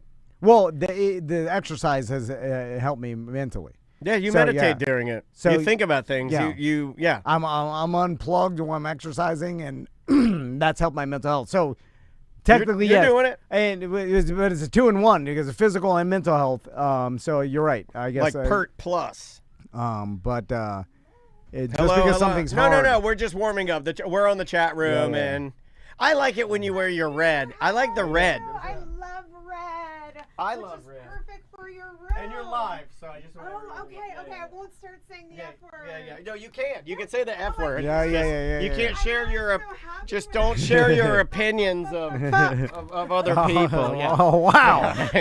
Came in hot, Yeah, Colette. we like I that. just You look came great. right out of session. Thank you. I didn't realize until I saw a picture of you online when you were dating how you look exactly the fucking same. No, I'll say it. I do not look the same. Oh my god. First of all, that picture's 20 years Well, you ago. look great. You look Thanks. like if you don't look the same, you look damn close. How about that? Thank Will you. you take the compliment? I will. Take I the will. compliment I'm because 31 Tom and I there. both talked about it, and we're like, she looks amazing. Like, wow. Thank you, but that is literally 21 years ago. Yeah, but like still, you're in your 30s. Exactly. Looking like a What did I say? 17-year-old. I was like, is she 17 in that photo? You know, using her fake ID. We got some heat about that. you know what I find The weird? fake ID. All of us having fake IDs got a piece of mail from. Really? People were complaining about Not really that? complaining. Oh, People lighten were just up, like, people. yeah. Thank you, Colette. You heard the lady. There will be a time where the picture won't be as. Do you need to flip our air just real quick? Yeah, okay, thank you. It is hot. Yeah, All of a sudden, I'm like, Our AC's broken. You know the new one that they just put in? you're kidding. Yeah, and it. How? We what? had we had an older AC with a nest and everything, Yeah. and then they took all that out, and then our landlord he put in a new AC, and then of course the guy he hired to do it. It's weird. He seemingly had never seen a Nest thermostat before and didn't know how to hook it up, which should be a red flag. But then Strange. he put a new like a regular just And it's crappy. not working. Yeah, something's messed up. Oh, I'll bitch to you guys about this. So then the damn landlord. Here's the problem. There are some people in life, and Colette will know This this. will be a good warm up. Is Okay. that I wanna hear. Like I try to be cool. Oh, do you have to be out of here at? No, I actually don't have a client till 1. Okay, I get perfect. a lunch hour like a normal Okay. person, so we Alright. don't have to But be so Sorry to stressed. ask so many questions. No, Sorry. for once in my life. I try to be cool to everybody and be easygoing, Yeah. and it's just and it's easy for me because that's my personality is easygoing. True. And then, but I think it builds equity with like in business and relationships, and was like, hey, this guy's easygoing, so it's easier to have interactions with me because I'm easygoing, right? But there are some people in life that no matter what, it does not build equity with them. They just take advantage of the easygoing guy. Yep. And because they're selfish pieces of shit. Right? Hey. Right. And then and I interact with some of these people, and then I'm like, I try to be cool and easygoing, and they're just like, oh, they just take advantage. They never even over a decade of time, Yep. they never say like, hey, this guy's been cool for all these years. I'm gonna do the work, or I'm gonna Right, take care of right. him. They'll just be like, you call the AC guy, you do this, whatever, just put it on me. Because they're like, hey, I'll just do whatever. This guy doesn't give a fuck. I'll just take advantage of him. And then, I'm just like, I finally told him yesterday. I was like, you call him. I'm not the owner of this. I'm the tenant. You call him. And then he just sends me a passive-aggressive picture of a text message that says the guy's going to be here Thursday. But even the guy that I did try to help, he's like, he called me boss, which I hate, by the way, too. He's like, listen, boss, he's like, if the breaker keeps breaking, he's like, that's an electrician problem. You gotta call. Whenever Wait, so they- the landlord is putting this on you? Yeah, the Right, boss they'll always thing, have done the that. boss thing is too also like It's annoying. I don't know if you know this, but it's this is why he has to handle a lot of these things in our Would that relationship. piss you off? Colette. Yeah. Oh, Is this guy will is fly I'll off. tell this motherfucker. I'll literally be like, "Yo, you're gonna do it right now, or we're going on the show. I'm gonna say your full name. I'm gonna blast you. I'm gonna start think you should photoshopping do your that right kids. now. I'm gonna do it like no. No, I'll this guy's scorched too far. earth. He's too far ahead. I'll literally have to look up where your wife works. And I'm I standing will out there. show up? Yeah, I'm there. I'm like I'll lose my mind. Yeah, I'll- it's obnoxious. so and somewhere in the he's middle getting between rid the of his two of us, there's responsibility. Yeah. a right way to do it. So. And he don't I give a mean- shit because he's selling this place, so he just Okay. don't give a Yeah. shit. So he cheaped out the first time. That's Well- why Oh, we're that here. sucks. So I'm sorry. I mean, I do think though, when somebody is like that, they're not holding their responsibility. That is where, and it sounds like you did this. Even if you're the easygoing guy, you've got to be like, "Hey, look, I really need you to take care of this." Oh, yeah, you're no. the landlord, and you did that. Yeah, and I did it. It's just, no matter what, I'm like, God, why didn't me being cool for 10 years ever build any equity? And I realized I was like, not to always going to. yeah, No. to some people, it just doesn't matter. But can I give you You know, something? it's just that like might- I'm gonna No. take advantage of them every time. Maybe this will help, but I think it won't really. But maybe it will in your subconscious mind. To those of us that have to work with you and know you, it builds equity with me. I'm glad that you do that. Yeah. For me, I'm glad that you do that for my company. You know, like I don't really, it's not a skill I am good at. So it builds up value. I think with the people around you, they know that the people that do value it, even they're not involved in it, and it still builds up equity, right? I think it does. I think it's You're a helped- good guy. It's helped me more than it's hurt me. But agree. Sometimes I'm like, these people that are immune to it, of like they're just like, oh, I just see a guy that will do whatever. I'm just going to continue to take advantage of them. 100%. You know what I mean? It's like, The boss thing and I wanna hate too. that Concrete shit. Mike, and we'll end with this. Concrete Mike says, I call people boss, hoss, ace, cool guy. I got a bunch of things to say because I can't remember every name of people all the time on different job sites I'm on. I get it, but if anybody calls me boss, I size them up immediately. If younger people do it, normally it's the guy trying to sell me AT&T. Yeah. By the way, just tell them you have AT&T and they'll give you a fist bump every time. Works every time. If they're like, hey, you AT&T, just go, yeah, man. And they'll go like, hey, that's my dog. And they'll fist bump you and you're on your way. Try it. Good to know. It'll work every single time. Nobody calls me boss, so I don't really have to. It's a guy to It guy is a thing, guy to guy and it's thing. a blue And it's a collar. little guy thing too. Like I'm a little guy, and So they're trying to- I get boss more than anyone in this room just because of how small I am. Yeah, Really? Like, hey there, big guy. I get big guy sometimes. Yeah. And I'm just like, Do you? oh, my That's God. annoying. Yeah. Don't you think? But I've also had women call me disgusting. So what do you want to? I'm used to it. I'm hard. I mean, But I I'm think not. also if I'm someone's not. calling you boss, you have a good rapport with, you feel respected by, it's not going to land like that necessarily from everybody. But in this case, this guy's already built equity as a jerk. So it's totally disrespectful and unearned. And I think, Tom, it is great to default to being the good guy, especially for the people you care about. It's paid off in your relationships. Maybe the only mistake with a guy like this is that you didn't have a boundary with him sooner. Once somebody shows you they're not, it's not going anywhere with them, then it's just getting taken advantage of. I know, yeah. I need to establish a professional boundary right at the Yes. beginning. Like, hey, this is the rules. I'm not You doing go, it. hey boss. You hey Yeah, boss. you hate boss them. Yeah. You're like, listen here, big guy. Yeah, next Yeah. time before this guy sells the place, you should be like, hey, boss. But and use the one that send him a concrete. photo of the toilet after you used it. Use the one that Concrete Mike said that was cool guy. Listen here, cool guy. I like It does sound a little A patronizing. little awkward. I like it. spraying a little bit of pee-pee in the corner of the room. There you go. Did you know we did That's that? passive aggressive. You know, before this we has quit, been mentioned. before we quit Real Radio, we would walk to the back of the. It's still there. They're still. No, we And didn't we'd really go. do I it. would. I'd go to the corner and I would hold the. I'm uncircumcised. This is too far. I'm uncircumcised, so I pinch the skin. And I balloon it out, and then I do a blast right in the corner of the room. No harm, no foul. I did 36 blasts before I quit. Okay, a bug flew in my eye. One of those little poo-poo. Yeah, we have shit flies, our Yes. ACs, it's hot as fuck in Just here. as you're talking You're gonna about sweat through peeing your all over blazer. the. I know. What the- sorry I'll about take the- it off. We got to get her out of here. We got to get her Okay, out of here. let's do it, let's do Should we do this outside? No. I flipped the breaker. No, It'll I'm be okay, cold and I for a can always second. take my jacket off. That's what Tom's plan is. The AC's fine. AC's been fine. This guy's so horny. He's figuring out master plans to get our neighbor Get to all take her the jacket guests off. Yeah. naked. And he said, "It's Project Take Your Jacket Off." Okay. Don't say jacket off. All right. All right, we got it out. We got All it right. out. There we go. 3, 2. Welcome to Love Thy Neighbor. I'm Tom Van. I'm Colette Fair. And I'm Dan Dennis. All right.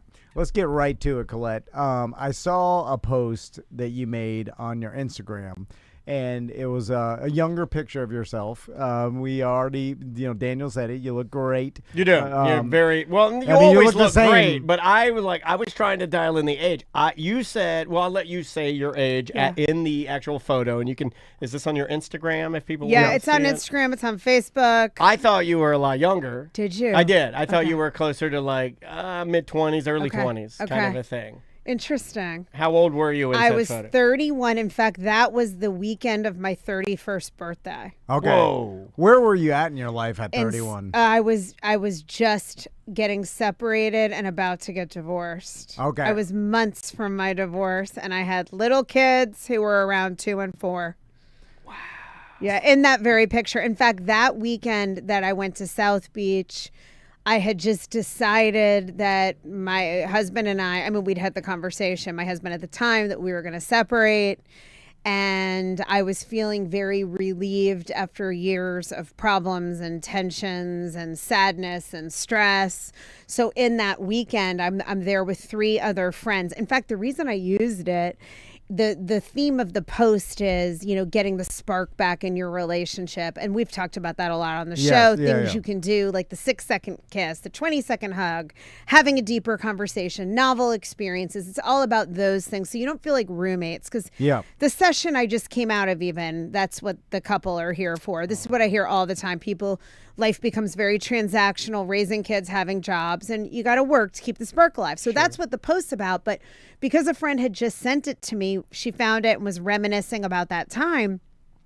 I remembered, this is actually when I became single and started dating. So the impetus for using the picture was like, feel like it's when you first start dating again. And that was when I first became single, before that weekend. Now, I didn't start dating that weekend, but that was the time in my life that I first was an adult dating, because before that I had been married to someone I met when I was 18 at 3:00 in the morning in a disgusting bar in New Orleans when he put his hand on my ass. And I married that guy. Well, how you meet Chances are. Oh my God, what a romantic story. Right? I mean, and I was like so smitten. He was so smooth. How does it? This is just like The Notebook. I've always thought and fantasized of like, what would it be like if I got a divorce? Like, and Why'd then you use that one? Did you hear that? He's like, what would it be like? I was like, are you channeling your inner cowboy? Are you a cowboy now? I imagine there's a certain like excitement. Yes. That of like, whoa, I'm free to like. That's how I felt. Get out into the world and like, who knows what I'm gonna find now. That's how I felt. I felt like the world was filled with all of these potential romantic partners who would treat me great in all the ways I hadn't felt treated great. And that it was going to be so fun. I already love meeting people anyway, even in a non-dating context. Yeah. So I remember that being a weekend with my friends of just feeling also the relief from all the relationship problems that had gotten so heavy. I felt full of hope and optimism and excitement. And then, of course, very shortly thereafter, my life went to total shite. And it wasn't all I thought it was going to be. Okay, because I do know that too. It's like the fantasy of what you think it's going to be like is completely different than the reality. Right, you think the greener grass, and then you discover that you're really in the desert in Arizona, and it's brown dirt under 100-degree sun. And all the pool of what you have to choose from is a bunch of people that are in your same situation, recently divorced or severely damaged. Never psychological issues. Oh, okay.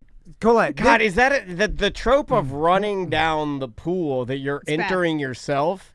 To me, is always. I've never had to do it. First of all, because I'll just say I think I've been fortunate. You've been very fortunate. And I also it's ugly out there. And I also think that I think I just got fortunate doing it, but I've never understood.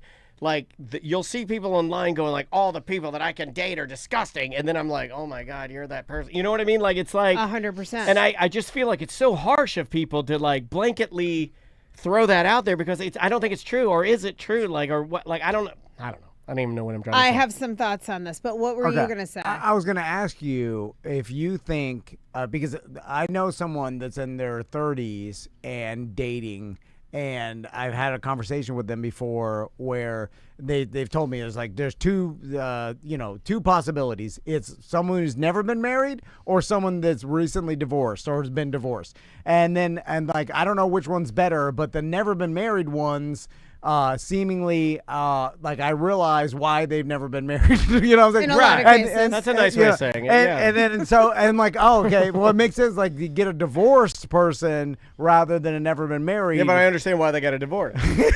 Right. Which that's kind of what Colette was saying, is that, and that's kind of what I'm saying, is that like I've always thought it's crazy to say like this dating pool sucks when you're in the dating pool, because all of us have good and bad. Like, I know my flaws. Yeah. I know the things that I don't like about myself, and I know that which ones of those things eke over onto my wife or daughter, right? It's also a lot easier for men. I really do feel confident in saying this, and you guys know, I think, that I am so pro men. I love men. I have a great dad. I have a great brother. I have a great husband. I agree with you. Yeah, I have great male friends. I think men are great. I just want to preface that. But I also think, and I always say this, the way men have been so socialized has done men and relationships a disservice, right? Disconnect from emotions, strong silent. We talk about that all the time. Yeah. But also a lot of the dating behaviors. And then men are programmed differently around sex. It's part of our reproductive drive. So when you add all of this together, it is a lot easier as a man, if you want to be in a committed relationship with a woman who really treats you well on an emotional level, it is easier for a man to find that. I'm not saying women don't have other issues. If you are a woman and you want a man who is reasonably emotionally healthy, communicative, willing to be faithful, knows how to show up in a relationship and commit to you, it is much harder to find that. There are great guys out there, but what I found is, and I still think this is true, even as a therapist, really good guys who want to commit, want to be married, even want to be monogamous, are family oriented. Those guys do tend to get married. They don't tend to get divorced. Sure, things can happen if their wife leaves them, right? She has a midlife crisis or whatever, she cheats. There are scenarios, but those guys don't tend to leave their families. And in fact, the research supports that those men don't even leave marriages when the marriages aren't good. So when you're a woman dating, you're not necessarily going to get those great guys unless you're getting them on the first round. You're going to get the guys who really struggle to commit, have a dismissive avoidant attachment style, meaning they're emotionally unavailable, haven't worked through their traumas. A lot of men don't go to therapy on their own. Often men are in therapy because a woman has urged them to be there. So I found it. Oh, we do everything for women. Yeah. Yeah, we are. No, Tom and I are whatever women want us to do, we'll do it. See, there you go. Yeah. So I found, first of all, I'm 31. I'm thinking, I did not find anybody cared I had children. That a lot of women think, oh, I have kids. I don't know if it's the times have changed. I didn't find anybody who said that to my face that was an obstacle. I didn't find any shortage of people who wanted to date me. But I thought because I was young, okay, I'm still potentially drawing from the first pool. A guy in his 30s isn't necessarily dysfunctional if he hasn't gotten married. That's very normal. Yeah. Right? Developmentally. But what I found is that I am also drawn a lot to emotionally unavailable men. I've worked really hard on overcoming that. But I found a lot of like shiny, charismatic, kind of highly narcissistic people who would schmooze you well. We call it love bombing now. Yeah. But then there's nothing there. They're not available emotionally to have a really connected relationship. They're not reliable. They're not trustworthy. So I'd get my heart broken by those guys who seemed great at the beginning. Or there were people that I'm just like, I am not attracted to this like hot mess express. So I found it very, very, very challenging. And I got to the point where I would joke, I'm going to have to start going to happy hour at Baldwin Fairchild Funeral Home in order to get a good guy whose wife just sadly like passed away from cancer. Or I'm never going to meet someone decent who knows how to treat a woman. Okay, yeah. Well, I know that was a long diatribe, but I feel passionately about this this. is not, I agree with It's really hard. I agree with everything you said. Yeah, and I do think it's different, and I do think it's wildly easier. Yeah. I agree. Now, men's problem, though, is that all the women want, and they say this, women want to date, all women want to date like the top whatever percent of guys. It's back to that like 666 kind of Sure. stuff. Yeah, You know yeah. what I mean? So I think it can be hard. When I have clients who are male who really are looking to meet someone of quality, they can struggle too, because a lot of times nice guys get taken advantage of True. in Yeah. relationships. Yeah. So there's good people out there, they struggle to find each other. We were talking to someone in our chat room that is never really been with anybody.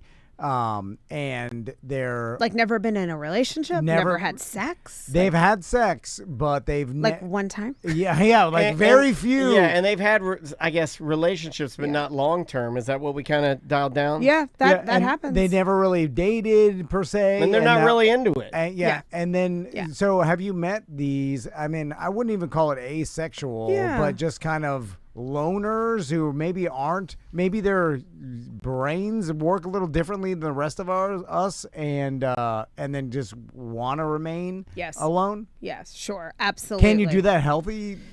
Yeah, I mean, we are wired for connection. We do need close, safe, reliable others that we can turn to in times of distress. It's part of being human, and we are designed for that. However, there's still a spectrum of how much we need that. I always say I'm a very relational person.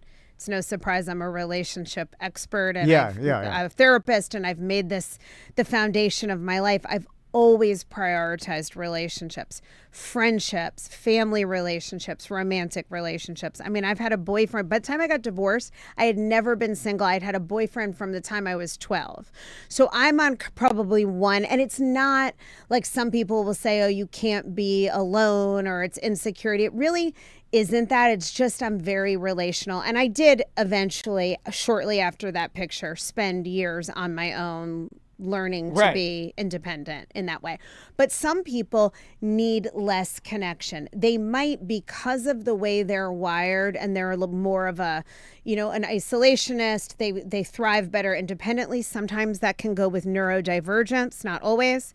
There also are people who are asexual, but that is not the same thing, as you pointed out. There are some people who don't need that as much. In general, though, everyone would benefit from having some connection, and it doesn't have to be romantic. You just have to have people in your life, or human beings tend to not do as well and actually live less long. Yeah, okay. So that connection could be with friends and family, Yes. coworkers, and other As people. long as it's substantial connection. Yeah, not everybody wants to be in a relationship. Some people really like being on their own. They don't want. My mom and dad have been divorced since, and you guys know my mom. Yeah. I mean, she's great. She has very strong friendships. I'm close to my mom. She's close to my brother, his partner. My mom, after she had a boyfriend after my dad for like 15 years, who was a total capital D. I hated him. And I think she now, hopefully he won't listen to this, but if you do. I mean, there is a man in our chat room whose screen name is capital D. Are you serious? Yeah. I don't want to say that. Oh, It's capital D _69. It's not you, buddy. It's not not it. you. I don't think it's It's him. not you. You're the good capital D. Yeah. But like since then, that ended 20 years ago, maybe. Yeah. My mom is like, I am good. I have connection in my life. I like holding my own remote control. I don't want to put up with a man at this stage of my life. And is it her own protection? Maybe on some level, but she is genuinely happy and thriving, but she has a lot of meaningful connection. Yet she lives alone and has no desire to seek a romantic partner. You know what's interesting is that my mom, after my dad had passed, I thought that she wouldn't. She kind of obviously she grieved very, very hard, but I always thought that she wouldn't have like another companion. And we didn't really talk about this much on the show. Yeah. At all, if anything. But I'll talk about it here.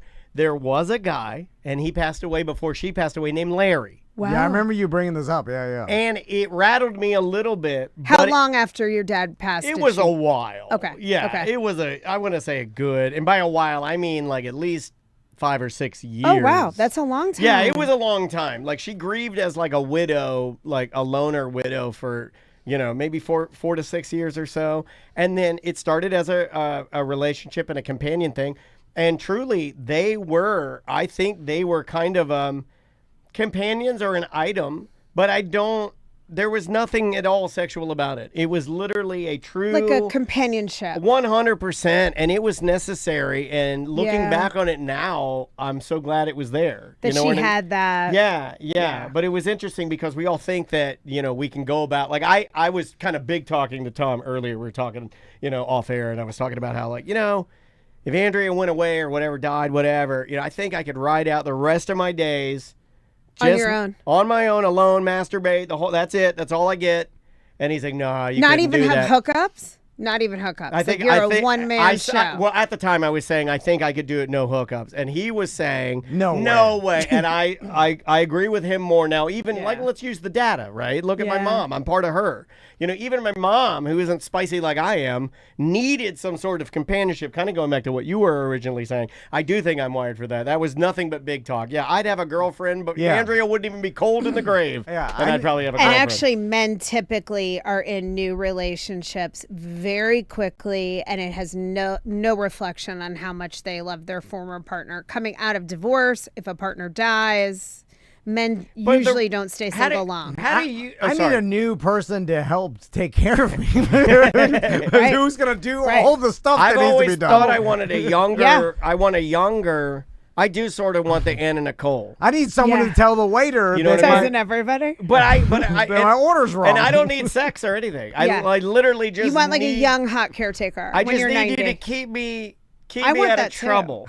I want that too. Like I want a young, virile man Yeah. when I'm 90 Yeah. to like be the one waiting. Walk on around me. with your shirt off Yeah. and flex a little bit. Yeah. And then Put on also some- watch like Real Housewives with me. Yeah, put on some booty Yeah, shorts and let's yeah. discuss trash If I'm TV. paying him, he'll do what I want. You're right. You're right. Yeah. That's where. Yeah. How do you deal with relationships over the course of time, like altering, kind of going into what we're talking about? There was a stat. It says only 1 in 3 young adults is actually dating right now. Yep. And the number one barrier isn't fear of commitment, it's money. Over 50% say they can't afford to date, yet 83% say they still want serious relationships. So the desire's there, but it also, And I I feel think like it's more than money. I also think that's an excuse. Yeah. I think that's in the survey, but as soon as I Yeah. heard that, I'm like, that's not true. That's a very logistically presented barrier, and Yeah. they may say that, but we are in what, and I don't know if I've said this on the show before, but this period is known as a relationship recession. Yes, dating recession. It's right here. That's what they call This is it. the least relationship oriented our society has ever been. And a lot of it is the impact of the digital era. It's had a maladaptive effect on us where people are on computers. Yeah. I can't tell you how many young people. So let Have me. we replaced human relationship with those? Yes. The phone, the Yes. AI. The pandemic taught, like, the whole world is like, hey, this is the Yeah. video call, the FaceTime is We just talked the about same it last Zoom. week with Zoom and the relationship that got torn apart people- because of And video also, chat. people are in relationships with ChatGPT. I mean, Esther Perel, who is a famous, probably the most famous couples therapist, she's very, very Yeah, well I known. think she's in my algorithm now Yeah, because of you. because of me. Yeah. So I've done some trainings and workshops with her. She's amazing. She has a podcast, Where Should We Begin, where she actually takes you into her couples therapy sessions. Whoa. She's from, I think, Belgium. She's really eloquent. She's got an accent, and she talks a lot. She became famous years ago when doing a TED Talk, like, was unusual, really unusual. Yeah. She talked a lot about sexual desire and how monogamy can kind of kill desire. And she talked about it in a way that really resonated with people. She started the conversation around conscious non-monogamy. Those couples who say, hey, we want to have an open relationship and not cheat on each other, elect to do this. So she was at the forefront of a lot of this. And she's also European, so she has a more expansive mindset and a beautiful way of putting things. Where was I going with this? She just saw her first couple where it's a person dating an AI, and she saw them as a couple. So this is where things are going. I mean, my daughter, who is in a very well-adjusted relationship, she's very socially connected. She will talk her problems through with ChatGPT. Yeah, yep. How do you feel about that? Not great. So Yeah. okay, Well, this, ChatGPT, out of all of them, too, that's the one that, because I use them all just to dabble, because I almost feel like there's a fear inside my brain that makes me want to know Yeah. what they're all about. That's the one that I would steer people away from talking their problems to, because it only wants to load you up with confidence. So if you say something that may be totally inaccurate and wrong, it will circle back around and tell you you're right about it and double down and pump you up about it. Oh, I agree. And I don't fight. like I it. fight with all of them. Like I have Claude and ChatGPT. I like Claude better. Ugh, I was just fighting with Claude yesterday. It's like I fed it something and I was like, keep all my words, just edit for grammar and and then it starts making these changes and it's like, you didn't send me the thing. I said, I sent it to you and you already gave me feedback. And it starts kissing my ass. It's like, you're right to point that out, Colette. I don't like it when they say that. And I said, stop. I'm not so fragile that I need this BS. Get the job done. You're a robot. I like that. I wish I could whip it. Have you been sitting at your desk, which is literally 1 inch Yes, of drywall yelling away, at Claude. and I'm sitting at my desk 1 inch of drywall away, and we're Yeah. both yelling at Claude because he will say, like, you know what, Dan? You have every reason to be pissed off Yes, about this. and I'm like, stop kissing my ass. It makes me so mad. And then it's like, I'm sorry, Colette. You're right. I need to stop fussing. I'm like, this is so annoying. It tells me I do not want some kind of sycophantic, like, yes person. I'm in this my close life, to 'cause stop I wanna- using all of Yeah, it. I don't even need it Yeah, anymore. I hate it. I'm out. It's supposed to make your life easier, and in a lot of cases, it just creates more problems. But regardless, turning to this stuff for connection, it is becoming part of society. And I think an issue is that the younger generation doesn't know how to connect as much.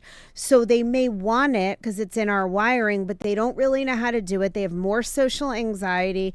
I had a kid, a young person, say to me the other day, oh my God, yes, my daughter was visiting from Hawaii. I was hanging out with her and her friends, and they were telling stories about their life. They're all great kids. They're in their early 20s.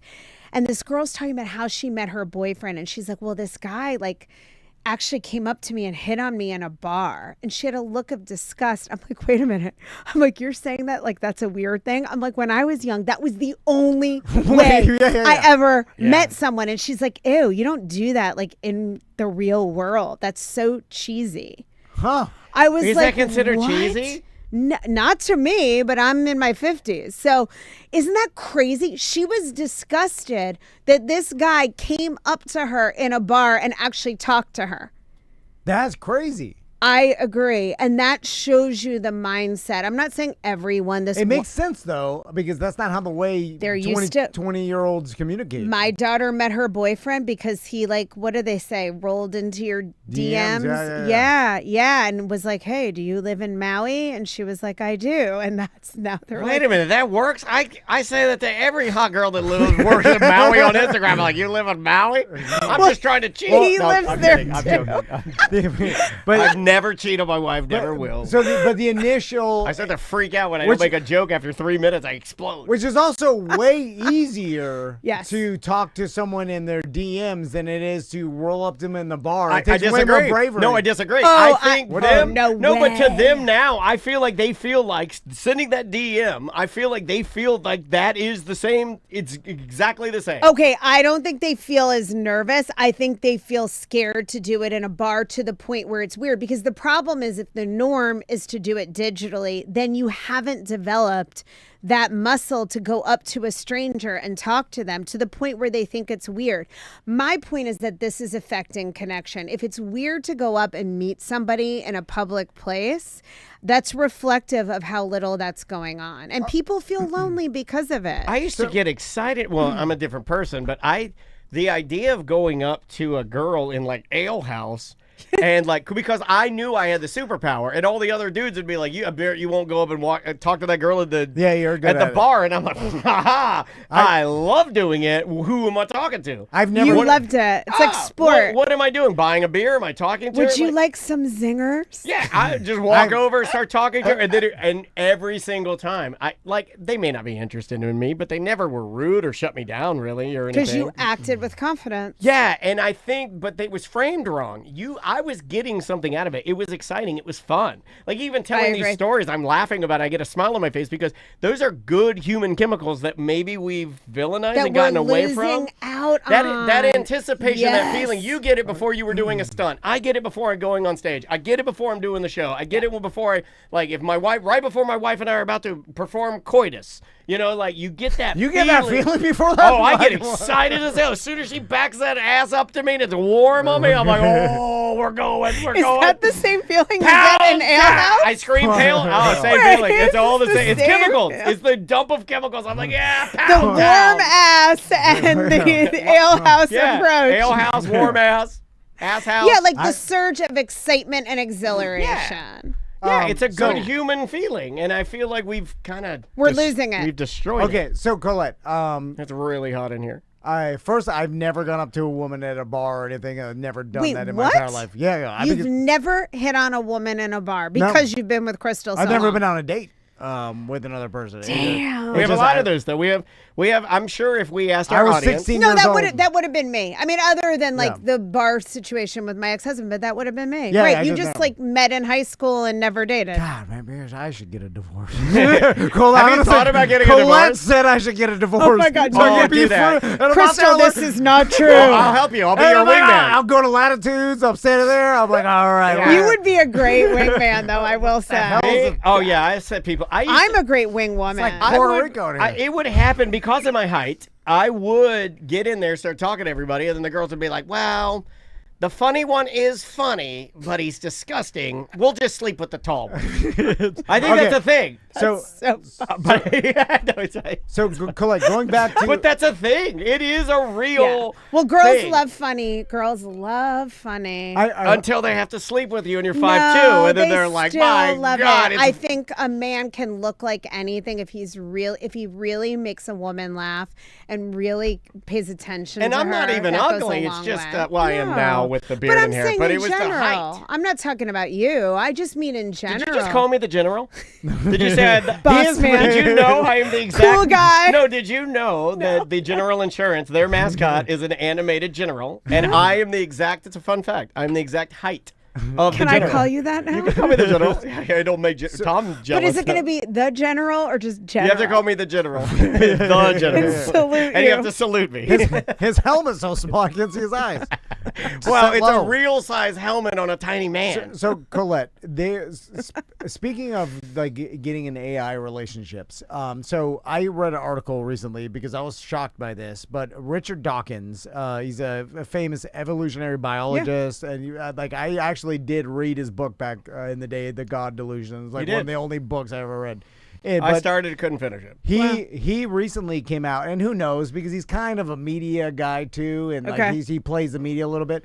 But he recently had like a 2-day conversation with Claude, and then put out there that he thinks that it is conscious based on his 2-day conversation. I heard about this. Okay, yeah, Yes. and all this means is getting really good. Yeah. Where a guy like Richard Dawkins can have a conversation with AI and then say like, I think it's conscious as any human I've ever talked to. Yeah. You know, like that kind of thing. So that means it's getting better and better, and that means humans can be tricked into believe like it. 100%. It releases and the same actually chemicals. easily, it does. And we've been doing this. Me and Daniel have a fascination with people that get their dogs replaced genetically with the same exact dog, and like Barbara Streisand does it. And I did a rich people do this. redneck version of it. I don't have the money that they have. Yeah, but they got the same breed. But I found the county in Missouri where my dog came from. My wife did all the research, and we found the area, and we found breeders that were adjacent to our original breeder that we know came from this stock.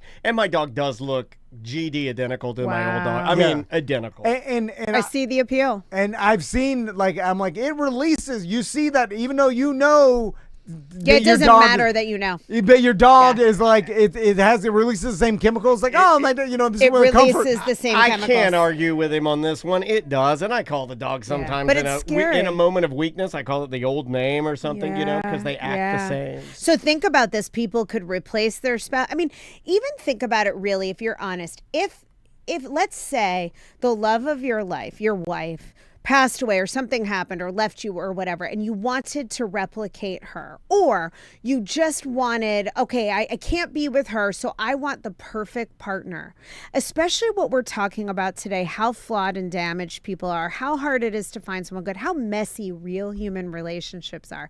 Wouldn't there be a temptation if you could design the perfect person and having sex with this robot felt just like a human body, but they actually moved in exactly the way you wanted, knew all your sexual proclivities and nailed it every time, responded to you in exactly the way you wanted to be responded to? How powerful that. Who is going to choose a messy, flawed human just because technically you know? I just think this is coming for us. And it's the dangerous part is same thing if like they ever invented a pill that some people believe this is like antidepressants and stuff, but even to an extreme sense. But if a pill, they are like, hey, take this pill, you will only be happy.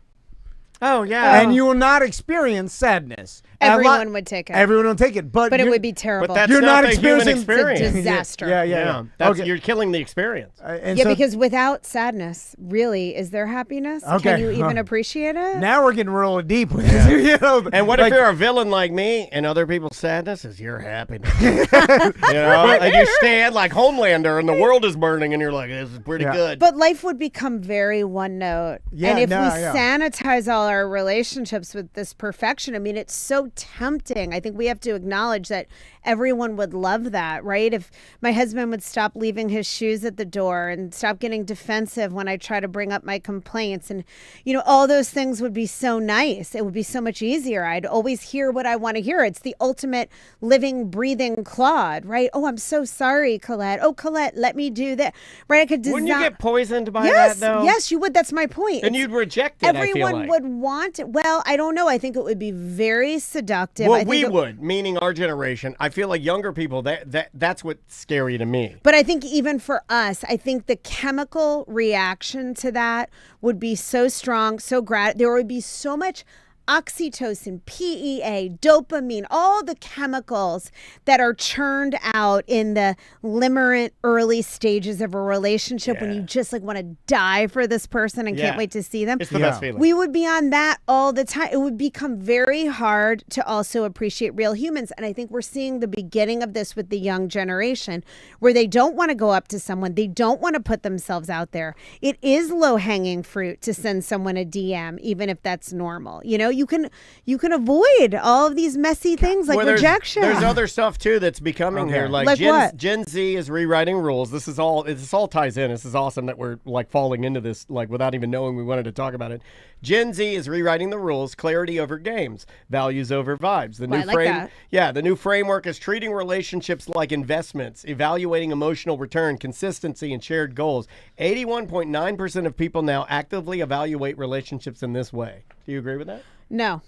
I think that that's sounds high. great. I think that's high. I think people are more privy to the fact that they need to do that because now we have a proliferation and accessibility of information on the internet. So my feed is all relationship stuff. That's all I see, that and travel and food. So, but even that's a minimum. So these young people know, oh, my partner should be emotionally available. I didn't know in that picture we started talking about, I didn't know these dangerous MFers or who I was consorting with. Right. This generation knows, but I think they're saying that, and it's still easy to fall victim to like what happens in your body when you're really attracted to someone, even if they're bad for you. So they're just regurgitating what they hear on the internet and what they see To on some social degree, media. yes. Okay. Yeah, because how wouldn't they? They're not truly living it. Right. Yeah. It's Another all one. theoretical. Here, I'll give you another one. Here's another one. Although there is more information out, and Yeah. it does kind of make sense that people are more. They're more savvy. I mean, there's some of this is true. I just don't think to that degree. The other one here, playing 81%. hard to get is officially out. Depth, consistency, Yes. and genuine passion for someone are new attractive, or the quote new attractive. Intelligence is no longer quote nice to have.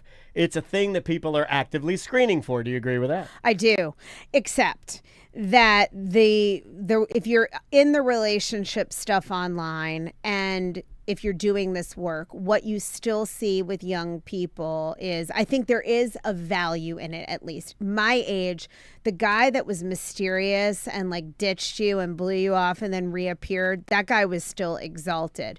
The younger generation knows that guy is bad news. Ghostlighting. But yeah, exactly. Yeah, no, it's on my term. Okay. Yeah, yes. it's the next one I was going to throw at you. Exactly. You're like, she's such an expert that when fake experts write articles about it, she goes, well, they're sort of right, but here's why they're wrong. That's why you should listen to this lady and buy her book. I can't have, this is awesome. Yeah, gaslighting. Yeah, gaslighting. That's where you ghost somebody or you gaslight them and then you fall away and then one day you're like, hey, what's up? You pop back in their DMs or whatever. It's not the extreme of ghosting where you just disappear. It's this intermittent reinforcement of you appear and disappear. And really what I was going to say is I do think the younger generation knows that's not cool. And I'll hear my daughter and her friends talk about like, no, I'm done with that guy because he has that kind of gaslighting stuff where people my age, when we were young, we were all trotting after that guy for years and in many cases marrying them. But you still get, even this generation that's more savvy still gets hooked because those people who gaslight, who are hot and cold, they create chemical reactions in our bodies that are very powerful. And so it's really hard, even if intellectually you understand this isn't great, it's really easy to get hooked. You know that famous experiment of intermittent reinforcement with the birds? Do you know about that? No, explain. Where the birds, okay, so you learn this in graduate school, and I'm sure it's all over the internet somewhere too, that intermittent reinforcement is so powerful because the withdrawal of feel-good chemicals, even back to the point of like, would it be great to be happy all the time? The withdrawal of those chemicals and then getting the thing that makes you feel good again makes the thing that feels good again 10 times more powerful. That's not a scientific number, but it amplifies it. Right. So so this is why it's so powerful in dating. And they studied these birds and their source of food. And they found that the birds, this is how powerful intermittent reinforcement would be, that if they fed the birds consistently, they'd show up and eat at the time and be kind of blasé about it. But if they fed the birds intermittently, right, like out of the feeder, sometimes the birds went and pecked and there was food, and sometimes they went and pecked and there wasn't food. The birds went crazy. In some cases, they pecked themselves to death, trying to get the food back, trying to figure out where the food was. This is what happens to us in these relationship patterns because of the surge of chemicals and the withdrawal of chemicals. So even if we read a million articles about healthy relationships, and I'll hear it all the time from people, now I know what to look for. I'm going to date someone different next time. And 2 months later, they're dating the same person that makes them stir crazy. Right. So it's really hard to override this, but I do think it's helping that we're having more discourse about healthy individuals. My wife has screamed, "I'm pecking myself to death." I know. I'm like, I don't know what to do. What the hell? And I peck myself every afternoon and every morning. I have a lot of pecking to do. Yeah. Well, Some because say I'm a pecker. Because we got There's always a way to turn something seemingly scientific Where there's a will, there's into a way. teen boy humor. Where there's a will, there's a way. That's the only humor I know. I mean, pecking is low-hanging fruit. Now that I think about it, And you know what low-hanging fruit is. You know, because there is like we live in this world with infinite technology and infinite information, but we're not infinite. But we evolved over thousands of years to our brains and our bodies, and that ain't going away. Well, we're the most just ancient, because we know the information. We're the ancient cog. I always think about this too. Think of the world right now. Yeah. Cars and all these planes and AI and all these computers. We're surrounded by computers and microphones and all this electric BS, right? Technology all over. We are the old tech cog. We're the oldest like we're just a bag of bones with a bunch of organs in it, barely running, don't know how that happens. You know, like it's weird that we're the old tech. It's the same to me as diet is, where it's like, oh, well, we know why our bodies crave sugar and crave the stuff, the fat and sugar. And right? that we're not supposed to eat it. Yeah, because that was very rare in the natural world. Like sugar and fats were hard to find. Exactly. So, but they were quite the spoil if you found that. Easiest to turn into energy, so our body was constantly trying to find them, but really hard and rare. And now we live in a world where it's everywhere and cheap. And then we still know the information, but we can't stop eating it. And we're all 4,000 pounds. Yeah. Have you had it? Oh my God! Because Burger King is so good. It's so cheap and accessible, and then it's hard to stop eating. Same thing with. It's exactly the same thing as relationships. Yeah, exactly. And we're after the stuff that we know is bad for us, but it feels so good. Yeah, when I'm eating Krispy Kreme, I don't care. I want another donut. Are you a Krispy Kreme I fan? love Krispy Kreme. We do too. Our here's a little fun fact: Krispy Kreme donut holes are the best donut holes made. They're called dots. A lot of people don't buy them. You get the munchkins. Yeah. I know everybody's listening to this like, no, Dan, munchkins. You're wrong. Dots. I believe it because I think Krispy Kreme are the best donuts in existence. They killed my dad. And I really? Yeah, my What do you dad. mean? My dad would eat 4 Krispy Kremes That's every not morning. the reason. It's part of the reason. Okay, He's well, it like- didn't help. Like that movie Super Size Me or whatever. No, Remember my when- dad was a very little No, man. no. but I'm just thinking about how what the guy Yes. ate Yeah, contributed to a decline in his health. Oh yeah, well my dad, he's a little So- heart issue, and he wasn't going to put the Krispy Kreme. But it wasn't really the Krispy Kremes. No, it was hard. Okay, I'm like, Please don't say that. It was Colette, his heart. what's the relationship version of a GLP-1? And by that I mean is like we've gotten to a society where we're like, okay, well we realize the sugar craving and stuff, and like in that Yeah. we've evolved. I mean, we're the same human, and now we live in a world Yep. with infinite calories, and like so now we have a cheat code with the GLP-1. Yep. Is there a cheat code with relationships? Yeah, I mean, I wish if there were a shot that could make you not really crave these love bomby, ghost lighting, intermittent reinforcing, emotionally unavailable people, that would be the blockbuster of the century. But there isn't. However, we have to do something that is a little more akin to those of us who try to manage our diet, you know, without any assistance. And I'm not one of them. I mean, I am very open about saying that I take Zepbound because I don't think people should feel shame around that. And I know Yeah. people have strong opinions, but I have a lot of food noise in my brain. As I sit here talking about how I love Krispy Kreme, Yeah. I still eat Krispy Kreme on Zepbound, but I'm able to eat one donut, and Yeah. I have Krispy Kreme maybe once every Instead of couple a half a dozen, like my dad Yeah. would do, half a dozen hot. Yeah, with a and I small have cup it of every coffee. 3 months. Now, when I didn't take a drug like Zepbound, I would have to just stay away from Krispy Kreme in general, because once that sugar thing got going, I would have a hard time not eating too many donuts. So analogous to relationships, it really does mean that we take what these Gen Z studies are saying is true, and we really put it into practice. Get to know people, slow it down, really pay attention to character, how they respond to you early, make good decisions about how much exposure you want to give someone to you early before you are flooded with all of those chemicals. Like when people show you who they are the first time, believe them. Don't continue to give chances to someone who you go on a couple great dates, then you don't hear from them for 3 weeks and then they pop back up, right? That is the equivalent of like waterboarding yourself with donuts. It's already going to be a sugar high that leads to misery. It's Invest unhealthy behavior. Yeah, invest in people who are like cream spinach, corn, and smoked salmon. Can you fix someone? Like, Yes. Can they, if they agree, like, can you go to therapy with Yes. them? Can you teach them and they learn and Yes. they so you like the person, they have a bunch of flaws. It's like, can you change that person? Yeah, you don't want to go to therapy to change a person, but if you're in it, most of us have not really learned healthy relationship stuff. So I'm certainly not advocating for looking for the perfect person, but there are some behaviors that are super unhealthy. And I think it's great when we talk about dating to point to those people who are in and out, hot and cold. It's just a bad sign. It's not a reliable person. It's not adult behavior. You don't want to be in a serious commitment. That's fine, say so. But this is a different kind of thing, and it's really, really harmful to people.